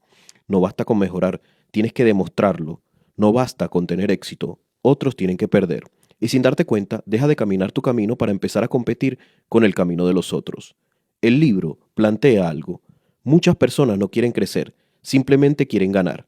Y ganar no siempre significa evolucionar. A veces significa pisar, a veces significa humillar, a veces significa traicionar valores. La verdadera victoria no es vencer a otros, es no rendirte contigo. Es seguir avanzando cuando nadie te aplaude. Es sostener tu propósito cuando no hay resultados inmediatos. Es seguir siendo tú cuando podrías convertirte en otra cosa. Pero el adversario odia eso, porque si tu motivación es interna, ya no puede manipularte con comparaciones. Por eso te empuja a mirar al lado, a medir tu valor según el éxito de los otros, a sentir envidia, a sentir urgencia, a sentir que siempre vas tarde. El adversario sabe algo: si te comparas, pierdes el centro. Y cuando pierdes el centro, tu ambición deja de ser consciente y se vuelve egoísta. Y aquí aparece una pregunta brutal. ¿Estás persiguiendo tu propósito o estás persiguiendo tu ego? Porque no es lo mismo. Puedes tener éxito y estar vacío. Puedes ganar dinero y perder sentido. Puedes alcanzar metas y perderte a ti mismo. El libro sugiere algo profundo. La verdadera victoria es interna. Es vencer la necesidad de aprobación. Es vencer el miedo a quedar atrás. Es vencer la urgencia de demostrar algo. Pero el adversario te vende otra narrativa. Te dice: si no destacas, no vales. Si no triunfas, eres nadie. Si no ganas, fracasaste. Y entonces tu vida se convierte en una carrera, y no hacia tu esencia, sino hacia la validación. La ambición, cuando está equilibrada, es sana. Te empuja a crecer sin destruir, te impulsa a avanzar sin humillar, te motiva a lograr sin traicionar. Pero cuando se desequilibra, aparece la competitividad tóxica. Empiezas a medir tu vida con métricas externas: like, dinero, posición, reconocimiento, y el adversario sonríe, porque mientras persigues números, olvidas quién eres. El libro insiste en algo esencial. La victoria espiritual no es llegar primero, es llegar sin perder el alma, es avanzar sin perder la humanidad, es triunfar sin dejar de compartir, es crecer sin dejar de ser consciente. El adversario no se presenta como algo oscuro, se presenta como ambición legítima, como el deseo de superación, como hambre de éxito, y allí está la trampa, porque no todo deseo de éxito es malo, pero no todo deseo de éxito es sano. Y el capítulo deja una idea incómoda. Muchas personas no fracasan por falta de talento, sino por exceso de ego. Porque cuando el ego dirige la ambición, el éxito se vuelve una adicción. Nunca es suficiente, nunca es bastante, nunca está satisfecho. Y eso es exactamente lo que el adversario quiere: que nunca descanse, que nunca estés en paz, que siempre sientas que te falta algo. La verdadera victoria es otra cosa: es avanzar sin perder la conciencia, es crecer sin perder la esencia, es triunfar sin dejar de compartir, es resistir la tentación del ego. Cada vez que eliges avanzar sin humillar, cada vez que eliges crecer sin pisar, cada vez que eliges propósito en lugar de ego, estás venciendo al adversario, porque el adversario no teme que tengas éxito, teme que tengas éxito sin perder tu esencia. porque una persona exitosa pero consciente es imposible de controlar. Y quizás la frase más poderosa de este capítulo sea esta: no estás aquí para ganar sobre otros, estás aquí para no perderte a ti mismo, y esa es la verdadera victoria. Capítulo 15. La sexta gran prueba. El desafío de soltar el ego. Si avanzar es la fuerza que te impulsa, soltar es la fuerza que te transforma. Y la palabra soltar suele confundirse con perder, pero en este capítulo no habla de la derrota, habla de algo mucho más difícil: dejar de ser el centro. Y aquí vuelve a aparecer el adversario. Recuerda, ¿quién es el adversario? No es una persona externa, no es el mundo, no son las circunstancias, es esa voz interna que necesita demostrar. Si en la prueba anterior te empujaba a competir, ahora te empuja a exhibirte, a mostrarte, te susurra, que se note que lo vales, que vean que eres diferente, que vean que eres el mejor, que reconozcan tu esfuerzo. Y el adversario sabe algo esencial: puede tolerar que avances, pero no soporta que seas humilde, porque la humildad es peligrosa. Una persona humilde no necesita aplausos, una persona que no necesita aplausos es libre totalmente. Este capítulo revela una verdad incómoda. Muchas personas no quieren crecer, quieren ser reconocidas. Ese momento de fama. No buscan transformación, buscan validación, y el adversario se alimenta de esa necesidad. Te hace creer que si nadie te ve, tu esfuerzo no vale, que si no te agradecen, tu ayuda fue inútil, que si otros triunfan, tú pierdes. Pero el libro propone otra lógica. El verdadero esplendor no está en brillar más que otros, sino en brillar sin apagar a nadie. Soltar el ego no es callarte, no es permitir abusos, no es convertirte en alguien pequeño, es algo más profundo: aceptar que no eres el centro del universo, y eso duele, porque el ego vive del protagonismo. Cuando haces algo bueno, el adversario te susurra: cuéntalo, haz que todos lo sepan, que quede claro que fuiste tú. Cuando alguien más tiene éxito, te susurra: seguro tuvo suerte, seguro no se lo merece, seguro tú lo hubieses hecho mejor. Esa voz no viene desde afuera, viene desde adentro, es el adversario. Esta prueba no se libra en grandes decisiones, sino en pequeños momentos: cuando felicitas sin envidia, cuando agradeces sin orgullo, cuando aceptas que no tienes el control total. Aquí aparece una idea clave. La verdadera fuerza no es imponer tu voluntad, sino alinearte con algo más grande que tu ego. Llámalo propósito, conciencia, verdad, sentido. Eso es rendición. No es debilidad, es inteligencia interior. El adversario, en cambio, quiere el control total. Quiere que creas que si no lo controlas, pierdes, que si no decides todo, te humillan, que si no impones tu visión, desapareces. Pero el capítulo te enseña algo radical: no todo depende de ti, y eso no te hace pequeño, te hace humano. La gratitud aparece aquí como una herramienta poderosa, no como una frase bonita, sino como una actitud mental. Cuando agradeces, el ego pierde fuerza. No puedes ser arrogante y agradecido al mismo tiempo. No puedes ser envidioso y agradecido al mismo tiempo. No puedes ser víctima y agradecido al mismo tiempo. Por eso el adversario odia la gratitud. Prefiere que mires lo que te falta, no lo que tienes, lo que otros han logrado, no lo que tú has alcanzado. Y este capítulo te invita a mirar distinto, a entender que el éxito de otros no es tu fracaso, que el brillo de otros no apaga el tuyo, que la vida no es una competencia constante. Y aquí surge una idea brutal: el ego quiere ser el protagonista, la conciencia quiere ser parte del todo. Cuando actúas desde el ego, necesitas reconocimiento. Cuando actúas desde la conciencia, te basta con saber que hiciste lo correcto. Y el adversario intentará sabotear eso. Te dice: si nadie lo ve, no vale. Si nadie te lo agradece, no sirve. Si no te reconocen, te están usando. A veces exagera, otras veces miente, porque su objetivo no es protegerte, es separarte, separarte de los demás, separarte del propósito, separarte de la humildad. Esta prueba es el momento en que entiendes algo esencial. No tienes que demostrar nada todo el tiempo, no tienes que ganar siempre, no tienes que ser el mejor para tener valor. Aceptar que la vida no gira alrededor de tu ego no te reduce, te libera. El libro deja una verdad implícita: la verdadera grandeza no es ser superior, sino es ser consciente. Y esa conciencia es el mayor enemigo del adversario, porque cuando eres consciente, ya no te manipula con orgullo, ni con envidia, ni con necesidad de aprobación. Y esta es la prueba del silencio interior. La prueba de hacer el bien sin espectáculo, la prueba de celebrar el éxito ajeno sin resentimiento, la prueba de rendirte al propósito sin sentirte menos. Y quizás la idea más poderosa de este capítulo sea esta: no todo lo que haces necesita ser visto, ni todo lo que vales necesita ser demostrado. A veces el verdadero esplendor es invisible, y justo allí el adversario pierde poder. Capítulo 16. La séptima gran prueba: el desafío de la coherencia interior. Si las pruebas anteriores hablaban de poder, humildad, ambición y compasión, esta prueba va más abajo, mucho más abajo. No se juega en lo que haces, se juega en lo que eres cuando nadie te mira. Esta es la prueba del fundamento, de aquello sobre lo que construyes tu vida. Aquí el adversario cambia de estrategia. Ya no te ataca con orgullo, ni con ambición, ni con necesidad de reconocimiento. Ahora te ataca con algo más sutil, la incoherencia. Te susurra, hazlo, no pasa nada. Total, nadie lo sabrá. Es solo una vez. Puedes decir una cosa y hacer otra. Esta prueba revela una verdad incómoda. Tu vida exterior es el reflejo exacto de tu base interior. No de lo que dices, no de lo que aparentas, sino de lo que practicas en silencio. El libro propone una idea radical. No existen relaciones superficiales, solo fundamentos débiles. La forma en que te relacionas con los demás es un espejo de la relación que tienes contigo mismo. Si te traicionas, terminas traicionando a otros. Si te mientes, terminas viviendo en relaciones falsas. Si no confías en ti, no puedes confiar en nadie. Y aquí aparece otra vez el adversario, no como un enemigo externo, sino como una voz interna que te invita a dividirte, a pensar una cosa, a decir otra, a hacer otra. Te convence de que esta división es normal, de que todos viven así, de que no pasa nada. Pero el libro insiste en algo clave: la incoherencia es la raíz del caos. Cuando tu base está fragmentada, tu vida se fragmenta. Relaciones rotas, decisiones contradictorias, confusión interna. Esta prueba es la prueba de la fidelidad. Y no solo hacia otras personas, sino hacia ti mismo. Eres fiel a lo que dices que crees, eres fiel a tus límites, eres fiel a tus valores cuando nadie te observa. El adversario no te empuja a destruir tu vida, te empuja a traicionarte en pequeñas cosas, porque él sabe algo. No necesita romper tus sueños, solo necesita debilitar tu fundamento. No necesita sabotear tus relaciones, solo necesita que no seas auténtico. No necesita atacarte de frente, solo necesita que te desconectes de ti. El libro plantea una idea. La vida no se construye con grandes decisiones, sino con pequeñas coherencias diarias.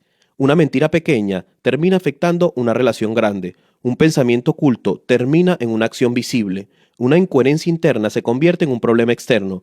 Por eso, esta prueba es tan profunda, porque no habla de lo que haces frente al mundo, sino de lo que haces frente a tu conciencia. Y aquí entra el tema de la confianza, no como algo romántico, sino como una estructura. La confianza es el cemento de cualquier relación. Y la verdad es su columna vertebral. Cuando ocultas, manipulas o finges, no estás protegiendo a nadie, estás debilitando la base.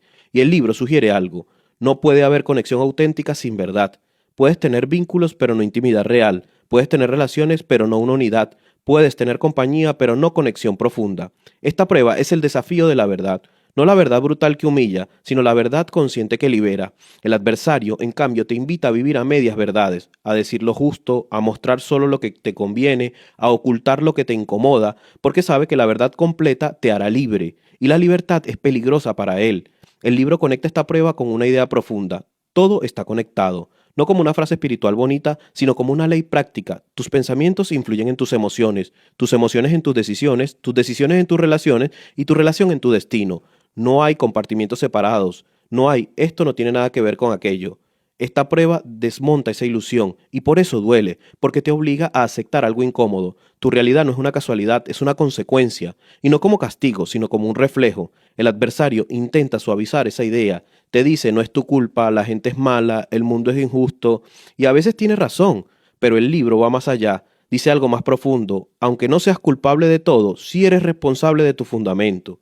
Esta prueba no te pide perfección, te pide integridad, alinear lo que piensas, lo que dices y lo que haces. Cuando eso ocurre, algo cambia. Tu vida deja de ser una reacción constante, tus relaciones se vuelven más reales, tus decisiones más claras, tu identidad más sólida, y el adversario pierde su terreno favorito, la contradicción interna. Porque cuando eres coherente, ya no puede dividirte, ya no puede fragmentarte, ya no puede manipularte con excusas. Esta es la prueba en la que entiendes algo esencial. No necesitas aparentar, no necesitas mentirte, no necesitas fragmentarte para sobrevivir. Cuando tu base deja de ser miedo y empieza a ser verdad, tu vida deja de ser un accidente y por primera vez empieza a ser una construcción consciente. Capítulo 17. La octava gran prueba, el desafío de la sabiduría. Hay pruebas que se sienten como golpes, dolor, pérdida, fracaso, pero hay otras mucho más peligrosas, las que se sienten como éxito. Esta es una de ellas. La sabiduría es una chispa, la intuición repentina, la idea que aparece sin aviso, un momento en el que se ordena dentro de ti y lo ves todo con claridad. En ese instante en el que entiendes algo que antes no veías, es la inspiración que llega cuando todo parecía confuso, y justo allí aparece el adversario, no para bloquearte, sino para apropiarse de esa luz. Te susurra: esta idea es tuya, esta idea es especial, tú eres especial, eres más inteligente que los demás, sin ti nada existiera. Y esta es la prueba del ego intelectual, porque no es difícil gestionar el dolor. Lo difícil es gestionar la claridad sin convertirla en soberbia. Y el libro plantea una idea radical. La sabiduría no te pertenece, te atraviesa, no nace de ti, pasa por ti. Es como una corriente. Cuando intentas apropiarte de ella, se convierte en arrogancia. Cuando la usas para engrandecerte, se convierte en separación. Cuando la utilizas para sentirte superior, se convierte en aislamiento. Y ahí el adversario gana, porque su objetivo no es que seas un ignorante, es que uses la luz para alimentar tu ego. La sabiduría, en la visión del libro, es un destello de algo más grande que tú. Pero el adversario odia esa idea, porque si entiendes que la sabiduría no es tuya, también entiendes que no eres el centro del universo. Entonces, él intenta reescribir la historia y te dice, si tienes talento, explota todo para destacar. Si sabes más, demuéstralo. Si entiendes algo, úsalo para imponerte ante todos. Y sin darte cuenta, la sabiduría se convierte en un arma. El libro insiste en algo profundo. La verdadera sabiduría no busca el aplauso, busca sentido. No busca reconocimiento, busca transformación. No busca demostrar, busca servir. Pero eso va contra la lógica del ego, porque el ego no quiere comprender, quiere brillar, quiere ser visto, quiere ser admirado. Esta prueba te obliga a responder una pregunta incómoda. ¿Qué haces con tu inteligencia? ¿La usas para crecer o para presumir? ¿Para ayudar o para dominar? ¿Para construir o para separar? El adversario aparece justo cuando te sientes más despierto que otros. Te hace pensar, ellos no entienden. Yo estoy en otro nivel.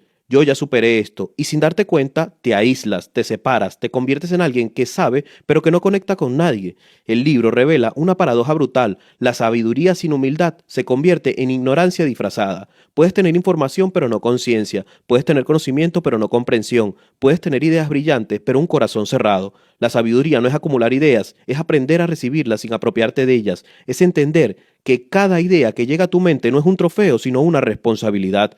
Porque toda sabiduría tiene una dirección, o la usas para compartir o la utilizas para engrandecerte. Y aquí vuelve a aparecer el adversario, no como un enemigo externo, sino como una voz interna que te empuja a demostrar, a ganar discusiones, a sentirte superior, a convertir la inteligencia en una identidad.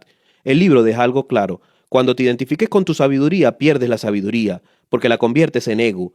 Esta prueba también es la prueba de la inspiración. Muchas personas tienen ideas, pocas las utilizan bien, algunas las utilizan para crear y otras para manipular. Algunas las utilizan para sanar y otras las utilizan para controlar. La diferencia no está en la inteligencia, está en la intención. El adversario no te quita la inspiración, te cambia la intención, te hace creer que tu talento es solo para tu beneficio. Te dice, si puedes, aprovéchate. Si sabes algo, utilízalo a tu favor. Si tienes ventaja, explótala. Y poco a poco, la sabiduría se convierte en una herramienta de egoísmo. El libro propone una visión radical. La verdadera sabiduría no se acumula, se canaliza, no se guarda, se comparte, no se utiliza para dominar, sino para elevar. Esta es la prueba definitiva. Puedes ser inteligente sin ser arrogante, puedes brillar sin eclipsar a los demás, puedes saber sin humillar a nadie, puedes entender sin despreciar. El adversario odia esa combinación, porque si eres sabio y humilde, pierde su terreno favorito, y entonces intenta otra cosa. Si no puede convertir tu sabiduría en arrogancia, intenta convertirla en miedo. Te dice, seguro que no eres tan bueno, seguro que esto no es tan buena idea. ¿Quién eres tú para pensar así? Mejor no digas nada, mejor quédate callado. Porque el ego no solo quiere engrandecerte, a veces quiere invisibilizarte, porque ambas cosas te alejan del equilibrio. La sabiduría real no grita, no necesita imponerse, no necesita demostrar, simplemente existe y transforma. Este capítulo deja una idea central. La sabiduría no es saber más, es entender para qué sabes. No es acumular información, es orientar con conciencia. No es tener las respuestas, es hacer mejores preguntas. Y allí se revela el verdadero sentido de esta prueba. La sabiduría no te hace superior, te hace responsable. Responsable de lo que piensas, de lo que dices, de lo que haces con lo que sabes. Porque cuanto más inteligente eres, menos excusas tienes. Y eso es algo que el adversario teme. Que despiertes, pero no para sentirte mejor que todos, sino para servir a algo más grande que tu ego. Cuando eso ocurre, la sabiduría deja de ser un trofeo y se convierte en una misión.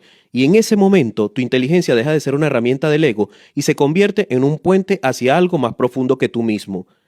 Capítulo 18. La novena gran prueba, el desafío del entendimiento. Hay un momento en la vida en el que ya no basta con saber, ya no basta con leer libros, ya no basta con tener ideas, ya no basta con entender teorías y ya no basta con inspirarte. Ese momento se llama entendimiento, no es intuición, no es motivación, no es sabiduría abstracta, es algo más incómodo, es mirar tu vida sin excusas, es darte cuenta de que muchos de tus problemas no fueron mala suerte, que muchas de tus ideas no fueron solo culpa de otros, que muchas de tus decisiones no fueron inevitables. Es el instante en que dejas de preguntarte por qué me pasó esto y empiezas a preguntarte qué parte de mí está creando esto. Y justo allí aparece el adversario. no como miedo, no como arrogancia, sino como resistencia al cambio, porque entender de verdad duele. El libro plantea algo radical. La transformación no empieza cuando sabes, sino cuando entiendes. Saber es intelectual, entender es existencial. Saber es decir, sí, tengo ese patrón. Entender es decir, ahora veo el patrón, veo cómo lo repito, por qué lo repito y por qué me cuesta tanto soltarlo. Y eso duele, porque entender implica responsabilidad. El adversario odia el entendimiento. Mientras no entienda, puedes culpar a todo el mundo, a tus padres, a tu pareja, a tu jefe, a tu pasado, a tu país, a la vida misma. Pero cuando entiendes, descubres algo incómodo. Tú también participaste en tu propia historia. Y eso es peligroso para el ego, porque el ego quiere ser la víctima o el héroe, nunca el responsable. El libro describe este momento como un nacimiento interno. La intuición fue la chispa, la sabiduría fue la idea, el entendimiento es el proceso de la gestión. Es el lugar donde la idea se vuelve verdad. Es el momento en el que dejas de mirar tu vida como una injusticia y empiezas a verla como un patrón. Y aquí el adversario cambia de estrategia. Ya no te ataca con miedo, ya no te ataca con justificaciones. Te susurra, es normal, es tu personalidad, es tu historia, así eres tú.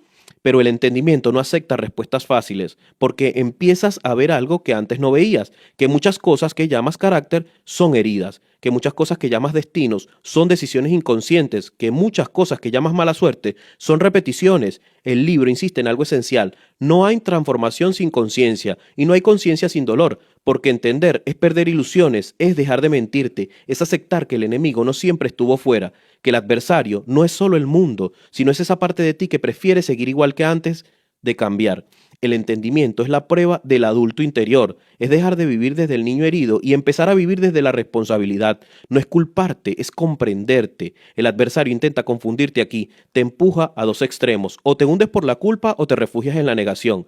Pero el entendimiento no es ni culpa ni negación, es lucidez, es decir, sí, esto es mío, no me gusta, pero es mío y puedo cambiarlo. Eso es lo que el ego no soporta, porque mientras no entiendes, puedes seguir actuando en automático, pero cuando entiendes ya no puedes hacerte el ciego, y eso te obliga a elegir. Y aquí aparece una de las preguntas más peligrosas del libro: ¿y si el problema no son los demás? Esa pregunta es dinamita para el ego, pero también es el inicio de la libertad. El libro es claro: cada error es información, cada caída es una lección, cada patrón es una pista, pero solo si estás dispuesto a mirar. El adversario no quiere que mires. Quiere que sigas ocupado, distraído, acelerado, porque una persona que no se observa no cambia. El entendimiento es detenerte, es mirar tu vida como si fuera una historia y darte cuenta de algo brutal: que cambian los personajes, pero el guión no cambia; que cambian las circunstancias, pero no tus relaciones; que cambian los escenarios, pero no tus decisiones internas. Y allí llega el momento más incómodo. Ya no puedes seguir diciendo que todo es culpa de los demás. El entendimiento no te convierte en alguien perfecto, te convierte en alguien consciente, y eso lo cambia todo, porque cuando entiendes tus patrones, ya no puedes seguir justificándolos. Cuando entiendes tus miedos, ya no puedes seguir obedeciéndolos. Cuando entiendes tu ego, ya no puedes seguir creyendo todo lo que te dicen. El libro deja una verdad brutal. La verdadera espiritualidad no es elevarse, es profundizar, no es huir del pasado, es comprenderlo, no es negar el ego, es reconocerlo. El entendimiento es el momento en el que dejas de luchar contra tu sombra y empiezas a entenderla. Y cuando eso ocurre, el adversario pierde su arma más poderosa, la inconsciencia. Porque una persona que entiende ya no puede ser manipulada tan fácilmente, ni por otros ni por su propio ego. El entendimiento es el nacimiento de una nueva versión de ti, no más brillante, no más perfecta, más real, más responsable, más despierta. Y ahí se cumple la paradoja del libro. El entendimiento no te hace sentir mejor al principio, te hace sentir más consciente, pero esa conciencia es el primer paso hacia la verdadera libertad, porque cuando entiendes ya no eres el juguete del ego, te conviertes en alguien capaz de elegir. Y en ese instante, por primera vez, el adversario deja de ser tu dueño y empieza solo a ser una voz que ya no gobierna tu vida. Capítulo 19. El legado de Abraham. Hay personas que siguen caminos y hay personas que se preguntan si ese camino es realmente suyo. La mayoría obedece, algunos dudas, muy pocos se atreven a romper lo establecido. Abraham pertenece a ese último grupo. El libro no lo presenta como un líder religioso, ni como una figura mística lejana, ni como un personaje intocable de la historia o de la Biblia. Lo presenta como algo mucho más incómodo, un hombre que se atrevió a pensar por sí mismo. En su tiempo, el mundo estaba lleno de certeza, dioses externos, normas incuestionables, tradiciones sagradas. La gente no buscaba, simplemente repetía, no cuestionaba, aceptaba, no miraba hacia adentro, miraba hacia afuera. Y allí aparece Abraham, no destruyendo estatus con violencia, sino rompiendo algo más profundo, la idea de que la verdad está fuera de ti. El libro sugiere que Abraham comprendió algo que la mayoría no se atreve a mirar. El verdadero ídolo no es una estatua, es una creencia que nunca se cuestiona. Y aquí vuelve a aparecer el adversario, porque el adversario no siempre te tienta con cosas malas, a veces te tienta con certezas cómodas, te susurra, siempre ha sido así. No le des tantas vueltas, esto no se cuestiona, así es la vida. El ego ama las dogmas, porque las dogmas te ahorran el pensar. Y si todo está decidido, no tienes que mirar hacia adentro. Si todo está escrito, no tienes que responsabilizarte. Si todo es así, porque sí, no tienes que cambiar. Abraham hizo lo contrario, se hizo preguntas peligrosas. ¿Y si lo que creemos no es toda la verdad? ¿Y si la verdad no está fuera sino dentro? ¿Y si el verdadero enemigo no es externo sino interno? Eso es lo que el libro llama el legado de Abraham. No una religión, no una actitud mental, una valentía a cuestionar. Y aquí el mensaje se vuelve incómodo, porque los ídolos modernos ya no son estatuas, son ideas, creencias, identidades. Ejemplo, yo soy así, el amor siempre duele, el dinero es malo, no puedo cambiar, esto no es para mí, en mi familia siempre ha sido así, todos somos así. El adversario se esconde allí, no en el mal evidente, sino en las creencias que nunca cuestionas, no en el pecado, sino en la resignación, no en la oscuridad, sino en las verdades que aceptas sin pensar.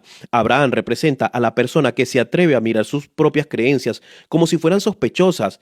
Eso es aterrador, porque cuando cuestionas tus dogmas, pierdes certeza, pero ganas conciencia y el libro plantea algo radical. La verdadera idolatría no es adorar a dioses falsos, sino vivir bajo creencias falsas sin cuestionarlas. Y aquí aparece el conflicto interno, porque cuestionar duele. Si cuestionas tus creencias, tienes que aceptar que quizás te has equivocado, que quizás has vivido con miedo innecesario, que quizás has limitado tu vida sin darte cuenta, que quizás has obedecido ideas que no eran tuyas. El adversario intenta que evites ese momento, te dice, no te compliques, eso es demasiado profundo, déjalo así, tú no puedes cambiarlo. Pero Abraham hizo lo contrario, eligió la incomodidad de la verdad antes que la comodidad de la mentira. El libro lo presenta como un símbolo, no de perfección, sino de conciencia. Abraham no destruyó ídolos externos, destruyó ídolos internos, porque los ídolos externos son fáciles de ver, pero los internos no. Un ídolo interno puede ser la necesidad de aprobación, el miedo a estar solo, la obsesión por el éxito, la dependencia emocional, la identidad basada en el sufrimiento, y el adversario se alimenta de todo eso, porque mientras tengas ídolos internos no eres libre, eres esclavo de tus propias creencias, y el legado de Abraham es una invitación peligrosa. Atrévete a pensar por ti mismo, no lo que te dijeron tus padres, no lo que te dice el entorno, no lo que te dice la sociedad, sino lo que realmente sientes que es verdad. El libro insiste en algo clave, la conexión con lo divino no es obediencia ciega, es conciencia despierta, y eso lo cambia todo, porque cuando empiezas a cuestionar, ya no puedes vivir en automático, cuando empiezas a mirar tus creencias, el adversario pierde poder. Porque el adversario vive en la inconsciencia, en lo que nunca cuestionas, en lo que das por hecho, en lo que aceptas sin pensar. Abraham representa la ruptura con eso. Es el símbolo de alguien que dice, no voy a vivir según lo que me dijeron, voy a buscar mi propia verdad. Eso no te hace rebelde, te hace adulto. El libro sugiere algo. Muchas personas no viven según su verdad, sino según sus miedos heredados. Abraham rompió con eso, y ese es su legado, no un dogma, una actitud, la actitud de alguien que se atreve a mirar dentro, que se atreve a desmontar sus propias creencias, que se atreve a preguntarse, ¿esto que creo es realmente mío o es algo que me enseñaron y nunca cuestioné? El adversario odia esas preguntas, porque cuando empiezas a preguntarte, dejas de ser manipulable por otros y por tu propio ego. El capítulo deja una enseñanza clara. El verdadero despertar no es espiritualizarte, es desprogramarte, desprogramarte de creencias limitantes, de miedos heredados, de dogmas emocionales. Abraham no fue un santo, fue un buscador, y el libro te invita a hacer lo mismo, no a seguir un camino, sino a cuestionarlo, porque solo quien se atreve a romper sus ídolos internos puede empezar a vivir desde una verdad propia. Y en ese momento, el adversario deja de ser una autoridad interna y se convierte en lo que siempre fue, una voz antigua que ya no decide por ti. Capítulo 20. Tu arma secreta contra la religión. Durante siglos, la humanidad ha buscado respuestas fuera de sí misma, en los libros sagrados, en los líderes espirituales, en normas, en castigos, en promesas de salvación. La religión, en muchas de sus formas, nació con una intención noble: dar sentido al caos, poner orden al miedo, ofrecer esperanzas. Pero el libro plantea algo incómodo: no toda religión libera. Muchas veces la religión controla, y aquí aparece otra vez el adversario, porque el adversario no siempre se presenta como algo oscuro, a veces se disfraza de algo bueno, de moral, de normas, de obediencia. El libro no ataca la espiritualidad, ataca algo más específico, la religión basada en el miedo, esa que te dice, si no haces esto estás mal, si dudas eres débil, si cuestionas eres peligroso, si no obedeces serás castigado. Ese tipo de religión no conecta con lo divino, conecta con el miedo. Y el miedo es el territorio favorito del adversario, porque cuando tienes miedo dejas de pensar, y cuando tienes miedo obedeces, cuando tienes miedo renuncias a tu poder. El libro hace una distinción clave. La religión no es lo mismo que espiritualidad. La religión externa te dice qué hacer, la espiritualidad interna te invita a comprender. La religión basada en reglas te infantiliza, la espiritualidad basada en conciencia te hace responsable. Y aquí aparece una idea central. Tu arma secreta no es rezar más, no es seguir las normas, no es volverte correcto. Tu arma secreta es algo mucho más radical, hacerte responsable de tu vida al 100%. Esto lo cambia todo, porque mientras creas que tu vida depende de Dios, del destino, de la suerte, de la gente, el sistema, tu pasado, tú sigues siendo una víctima y el adversario ama a las víctimas, porque una víctima no cambia, una víctima se queja, una víctima culpa, una víctima espera. El libro es brutal en este punto. Dice, no eres una marioneta de las fuerzas externas, eres parte activa del juego. Eso no es cómodo, porque si eres responsable de tu vida, también eres responsable de tus decisiones, de tus relaciones, de tus reacciones, de tus patrones, de tus límites. El adversario interno intenta sabotear esa idea, te susurra, eso no es culpa tuya, siempre te ha pasado lo mismo, así es la vida, no puedes hacer nada. Pero el libro insiste, sí puedes, y aquí está el choque con la religión tradicional. La religión basada en la culpa te dice, eres pecador, necesitas que alguien te salve. El libro dice, eres responsable, necesitas despertar. No te quita a Dios, te devuelve el poder, no te quita la fe, te quita la dependencia, no te quita lo divino, te quita la excusa. Y eso no es peligroso, porque cuando asumes el 100% de tu responsabilidad ya no puedes esconderte, no puedes decir, soy así porque mis padres son así, soy así porque mi ex es así, soy así porque el mundo me trata así. Puedes entenderlo, sí, pero no puedes quedarte allí. El libro plantea que el adversario utiliza la religión mal entendida como una herramienta, haciéndote creer que todo depende de algo externo. Si algo sale mal, es culpa del destino, si algo sale bien, es un milagro. Pero tú no cuentas, tú solo obedeces. Eso es cómodo, pero no transforma. La verdadera espiritualidad, según el libro, es incómoda, porque te obliga a mirar dentro, a reconocer que muchas de tus desgracias no son castigos, sino consecuencias. No castigos divinos, consecuencias de decisiones, pensamientos y actitudes. Y aquí entra la ley de la causa y efecto. El libro plantea algo como una ley neutral, no te castiga, no te premia, simplemente te refleja. Si siembras miedo, cosechas miedo. Si siembras egoísmo, cosechas aislamiento. Si siembras resentimiento, cosechas conflicto. Y si siembras conciencia, cosechas libertad. El adversario odia esta ley, porque la ley causa y efecto elimina la excusa. Ya no puedes decir, es injusto, es mala suerte. Puedes decir, esto es una señal. Y cuando entiendes eso, la religión basada en el miedo pierde el poder sobre ti, porque ya no necesitas un policía espiritual, necesitas una conciencia. El libro no dice que la religión sea mala, dice algo más sutil. La religión sin conciencia es peligrosa, y entiéndelo bien, religión sin conciencia, porque crea personas obedientes, pero no despiertas, y una persona obediente puede ser manipulada por líderes, por ideologías, por su propio ego. El adversario se esconde allí, en la falta moral, en el orgullo espiritual, en la sensación de superioridad, en el yo soy bueno, los demás no lo son. El libro lo deja claro. La verdadera espiritualidad no te hace sentir superior, te hace sentir más responsable, no te separa de los demás, te conecta, no te convierte en juez, te convierte en observador. Y aquí está la idea más poderosa del capítulo. Tu arma secreta no está contra la religión, es contra la inconsciencia, contra la idea de que no tienes poder, contra la idea de que tu vida es un castigo, contra la idea de que todo depende de fuerzas externas. Cuando asumes el 100% de tu responsabilidad, el adversario pierde su terreno favorito, porque el adversario vive en el victimismo, la culpa, el miedo, en la dependencia, pero cuando te haces responsable, dejas de ser manipulable, ni por otros ni por tu propio ego. El libro no te invita a abandonar la fe, te invita a madurarla, a pasar de una fe infantil a una conciencia adulta, de un Dios externo a una conexión interna, de una religión de miedo a una espiritualidad de responsabilidad. Y ese es el verdadero arma secreta, no contra Dios, no contra la religión, sino contra la parte de ti que prefiere obedecer antes de que despertar. Porque en el momento en que aceptas que tu vida es en gran parte el resultado de tu conciencia, el adversario deja de ser una fuerza misteriosa y se convierte en algo mucho más claro, una voz interna que ya no manda. Capítulo 21. La caja fuerte. Imagina que cada decisión que tomas deja una huella invisible, no en tu cuenta bancaria, no en tu currículum, no en tu reputación, sino en algo más profundo, en tu conciencia. El libro introduce aquí una idea poderosa. Existe una especie de caja fuerte interior, un lugar invisible donde se guarda la energía de tus elecciones.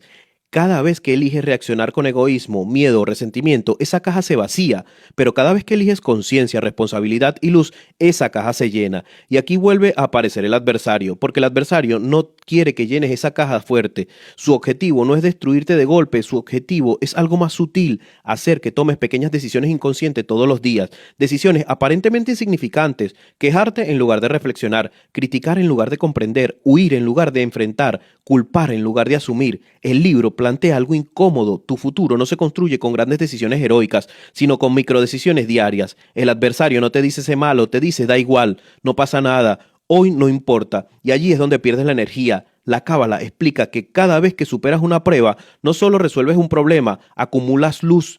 Luz como claridad, luz como fuerza interior, luz como estabilidad emocional.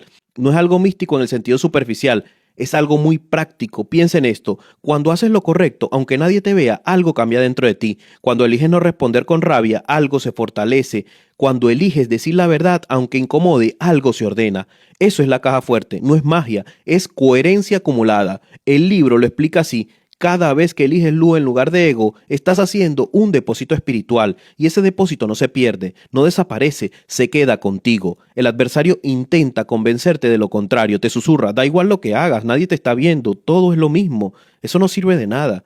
Pero el libro te dice, sí sirve, porque en esa caja fuerte está la razón por la que algunas personas cuando llegan a una crisis no se rompen, mientras otras se derrumban. No es suerte, no es genética, no es destino, es acumulación de conciencia. Una persona que ha hecho depósitos constantes de luz tiene más calma que caos, más claridad que confusión, más fuerza que dificultad, más esperanza en la oscuridad, mientras que alguien que ha vivido reaccionando, culpando o evitando, cuando llega la prueba no tiene reservas, no sabe, no entiende, no tiene conciencia. Es como alguien que nunca ahorró y que de repente enfrenta una emergencia, la caja fuerte está vacía. El libro es brutalmente honesto aquí. No puedes improvisar conciencia en el último momento. No puedes pedir fuerza si nunca la entrenaste. No puedes pedir paz si nunca la cultivaste. Y aquí aparece una idea.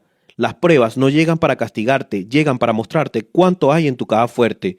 Cuando la vida te presiona, no crea tu carácter, lo revela. Si reaccionas con odio, no es culpa de la situación, es el contenido de tu caja. Si reaccionas con conciencia, tampoco es casualidad, es el resultado de los depósitos previos. El adversario odia esta idea porque elimina las excusas. Ya no puedes decir yo soy así, el mundo es injusto, la gente es mala. Puedes decir esto es lo que he estado construyendo.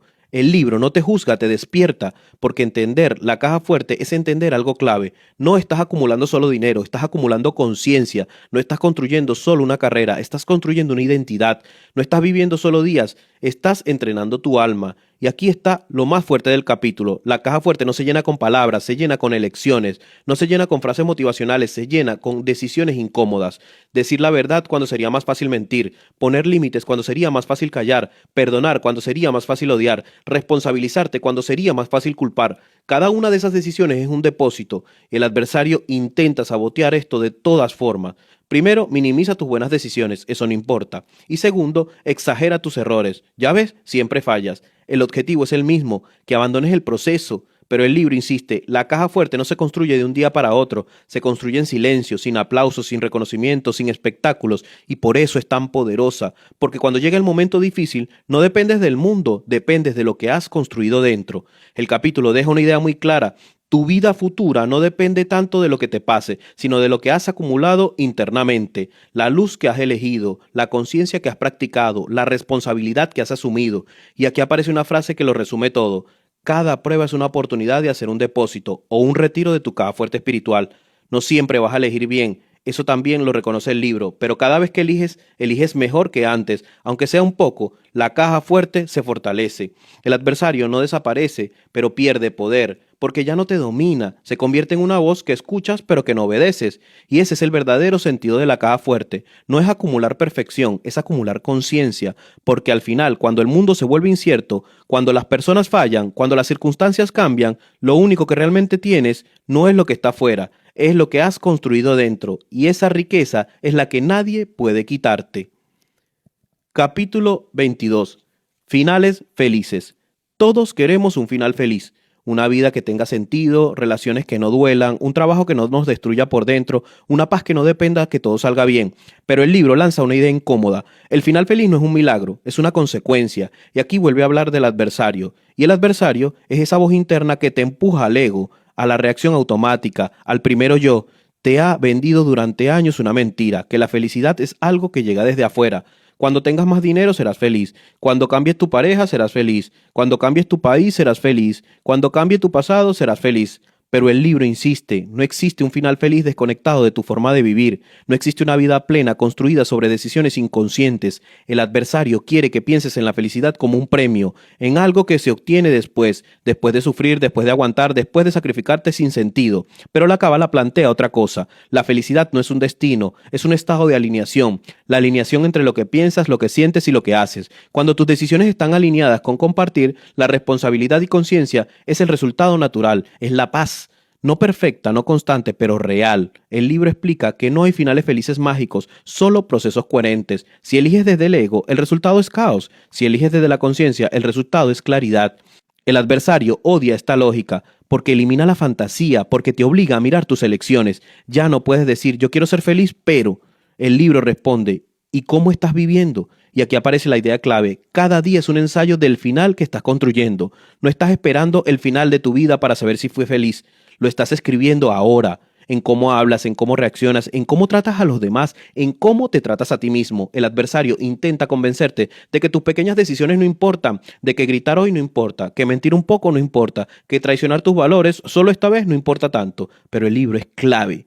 No existen pequeñas decisiones. Cada elección es una dirección, cada reacción es una semilla, cada pensamiento repetido es una identidad en construcción. Y aquí aparece la idea más potente del capítulo. Un final feliz no es algo que sucede al final, es algo que se practica antes. Las personas que viven compartiendo, no solo dando cosas, sino dando presencia, respeto, conciencia, empiezan a experimentar algo distinto, no porque la vida sea más fácil, sino porque su forma de interpretarla cambia. El adversario sigue allí, sigue susurrando, reacciona, defiéndete, véngate. Piensa en ti, pero cuando eliges no obedecerlo, algo cambia. Empiezas a sentir que tu vida tiene coherencia y esa coherencia es la base de la felicidad real.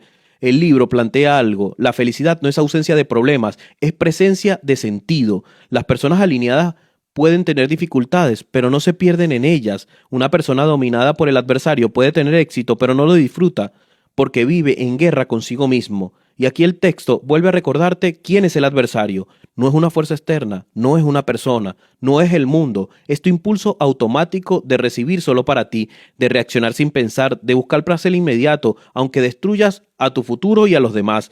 Cuando ese impulso gobierna tu vida, no importa cuánto logres, nunca habrá un final feliz. Porque siempre te faltará algo, siempre habrá miedo, siempre habrá comparación, siempre habrá vacío. El libro dice algo muy simple. La felicidad duradera es el resultado de elegir luz cuando el adversario te propone oscuridad. No es heroísmo, es práctica diaria. A veces eliges bien y a veces fallas, pero cada vez que eliges un poco mejor que antes, te acercas a ese estado que llamamos felicidad. No como una emoción constante, sino como estabilidad interior. Y aquí viene una idea.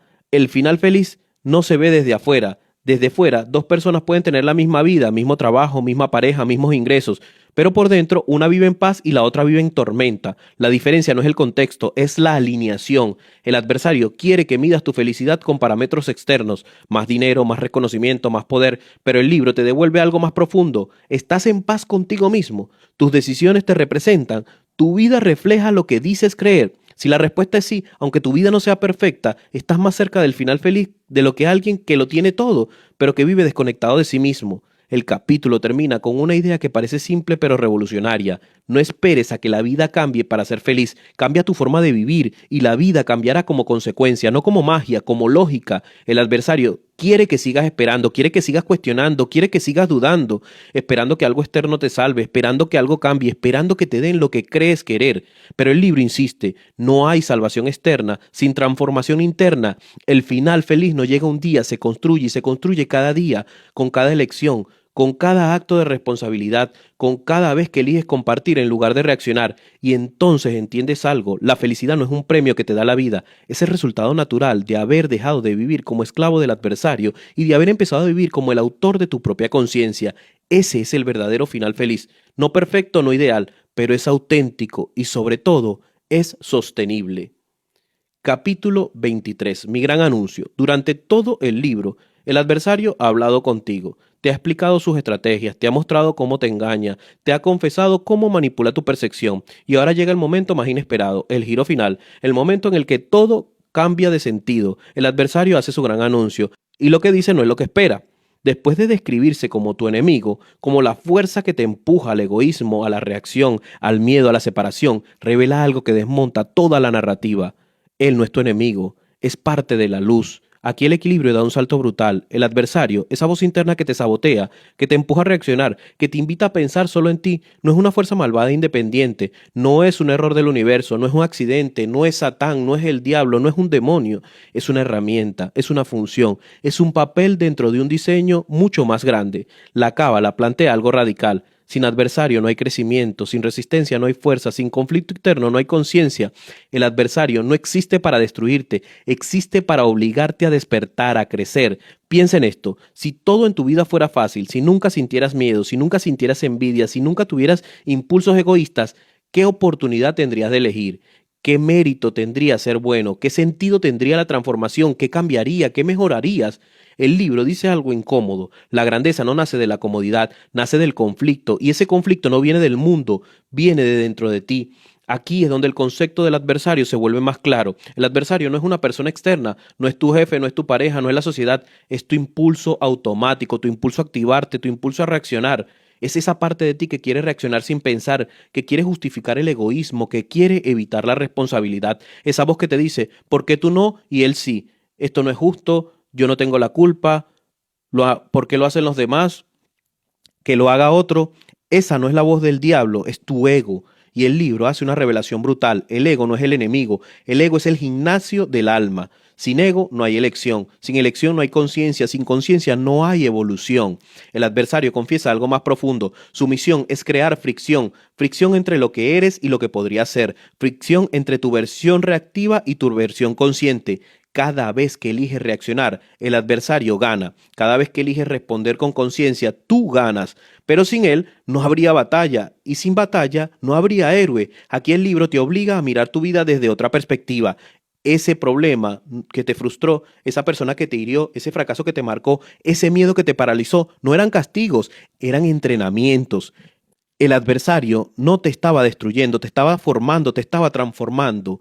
Y esta idea lo cambia todo, porque deja de existir la narrativa de víctima. Ya no puedes decir mi vida es injusta. El libro responde, tu vida es exactamente lo que necesitas para crecer, exacta para que tu nivel de conciencia se eleve, para tus elecciones pendientes, exacta para tu evolución. El adversario no te odia, te empuja, te presiona, te incomoda, porque sin incomodidad no hay transformación. Y aquí aparece una idea clave, el dolor no es el problema no es aprender nada del dolor. El adversario crea situaciones que te obligan a mirar tus patrones, tus reacciones, tus miedos, tus creencias, y cuando no aprendes, repites la lección. Cuando aprendes cambias el escenario, no porque sea cruel, sino porque su función es educar. Y aquí llega la frase más fuerte del capítulo, el adversario es un ángel disfrazado de enemigo, no porque sea bueno, sino porque su función es necesaria. Sin él seguirías dormido, seguirías reaccionando sin darte cuenta, seguirías culpando al mundo, seguirías creyendo que tu vida depende de los factores externos. El adversario te obliga a asumir algo que duele.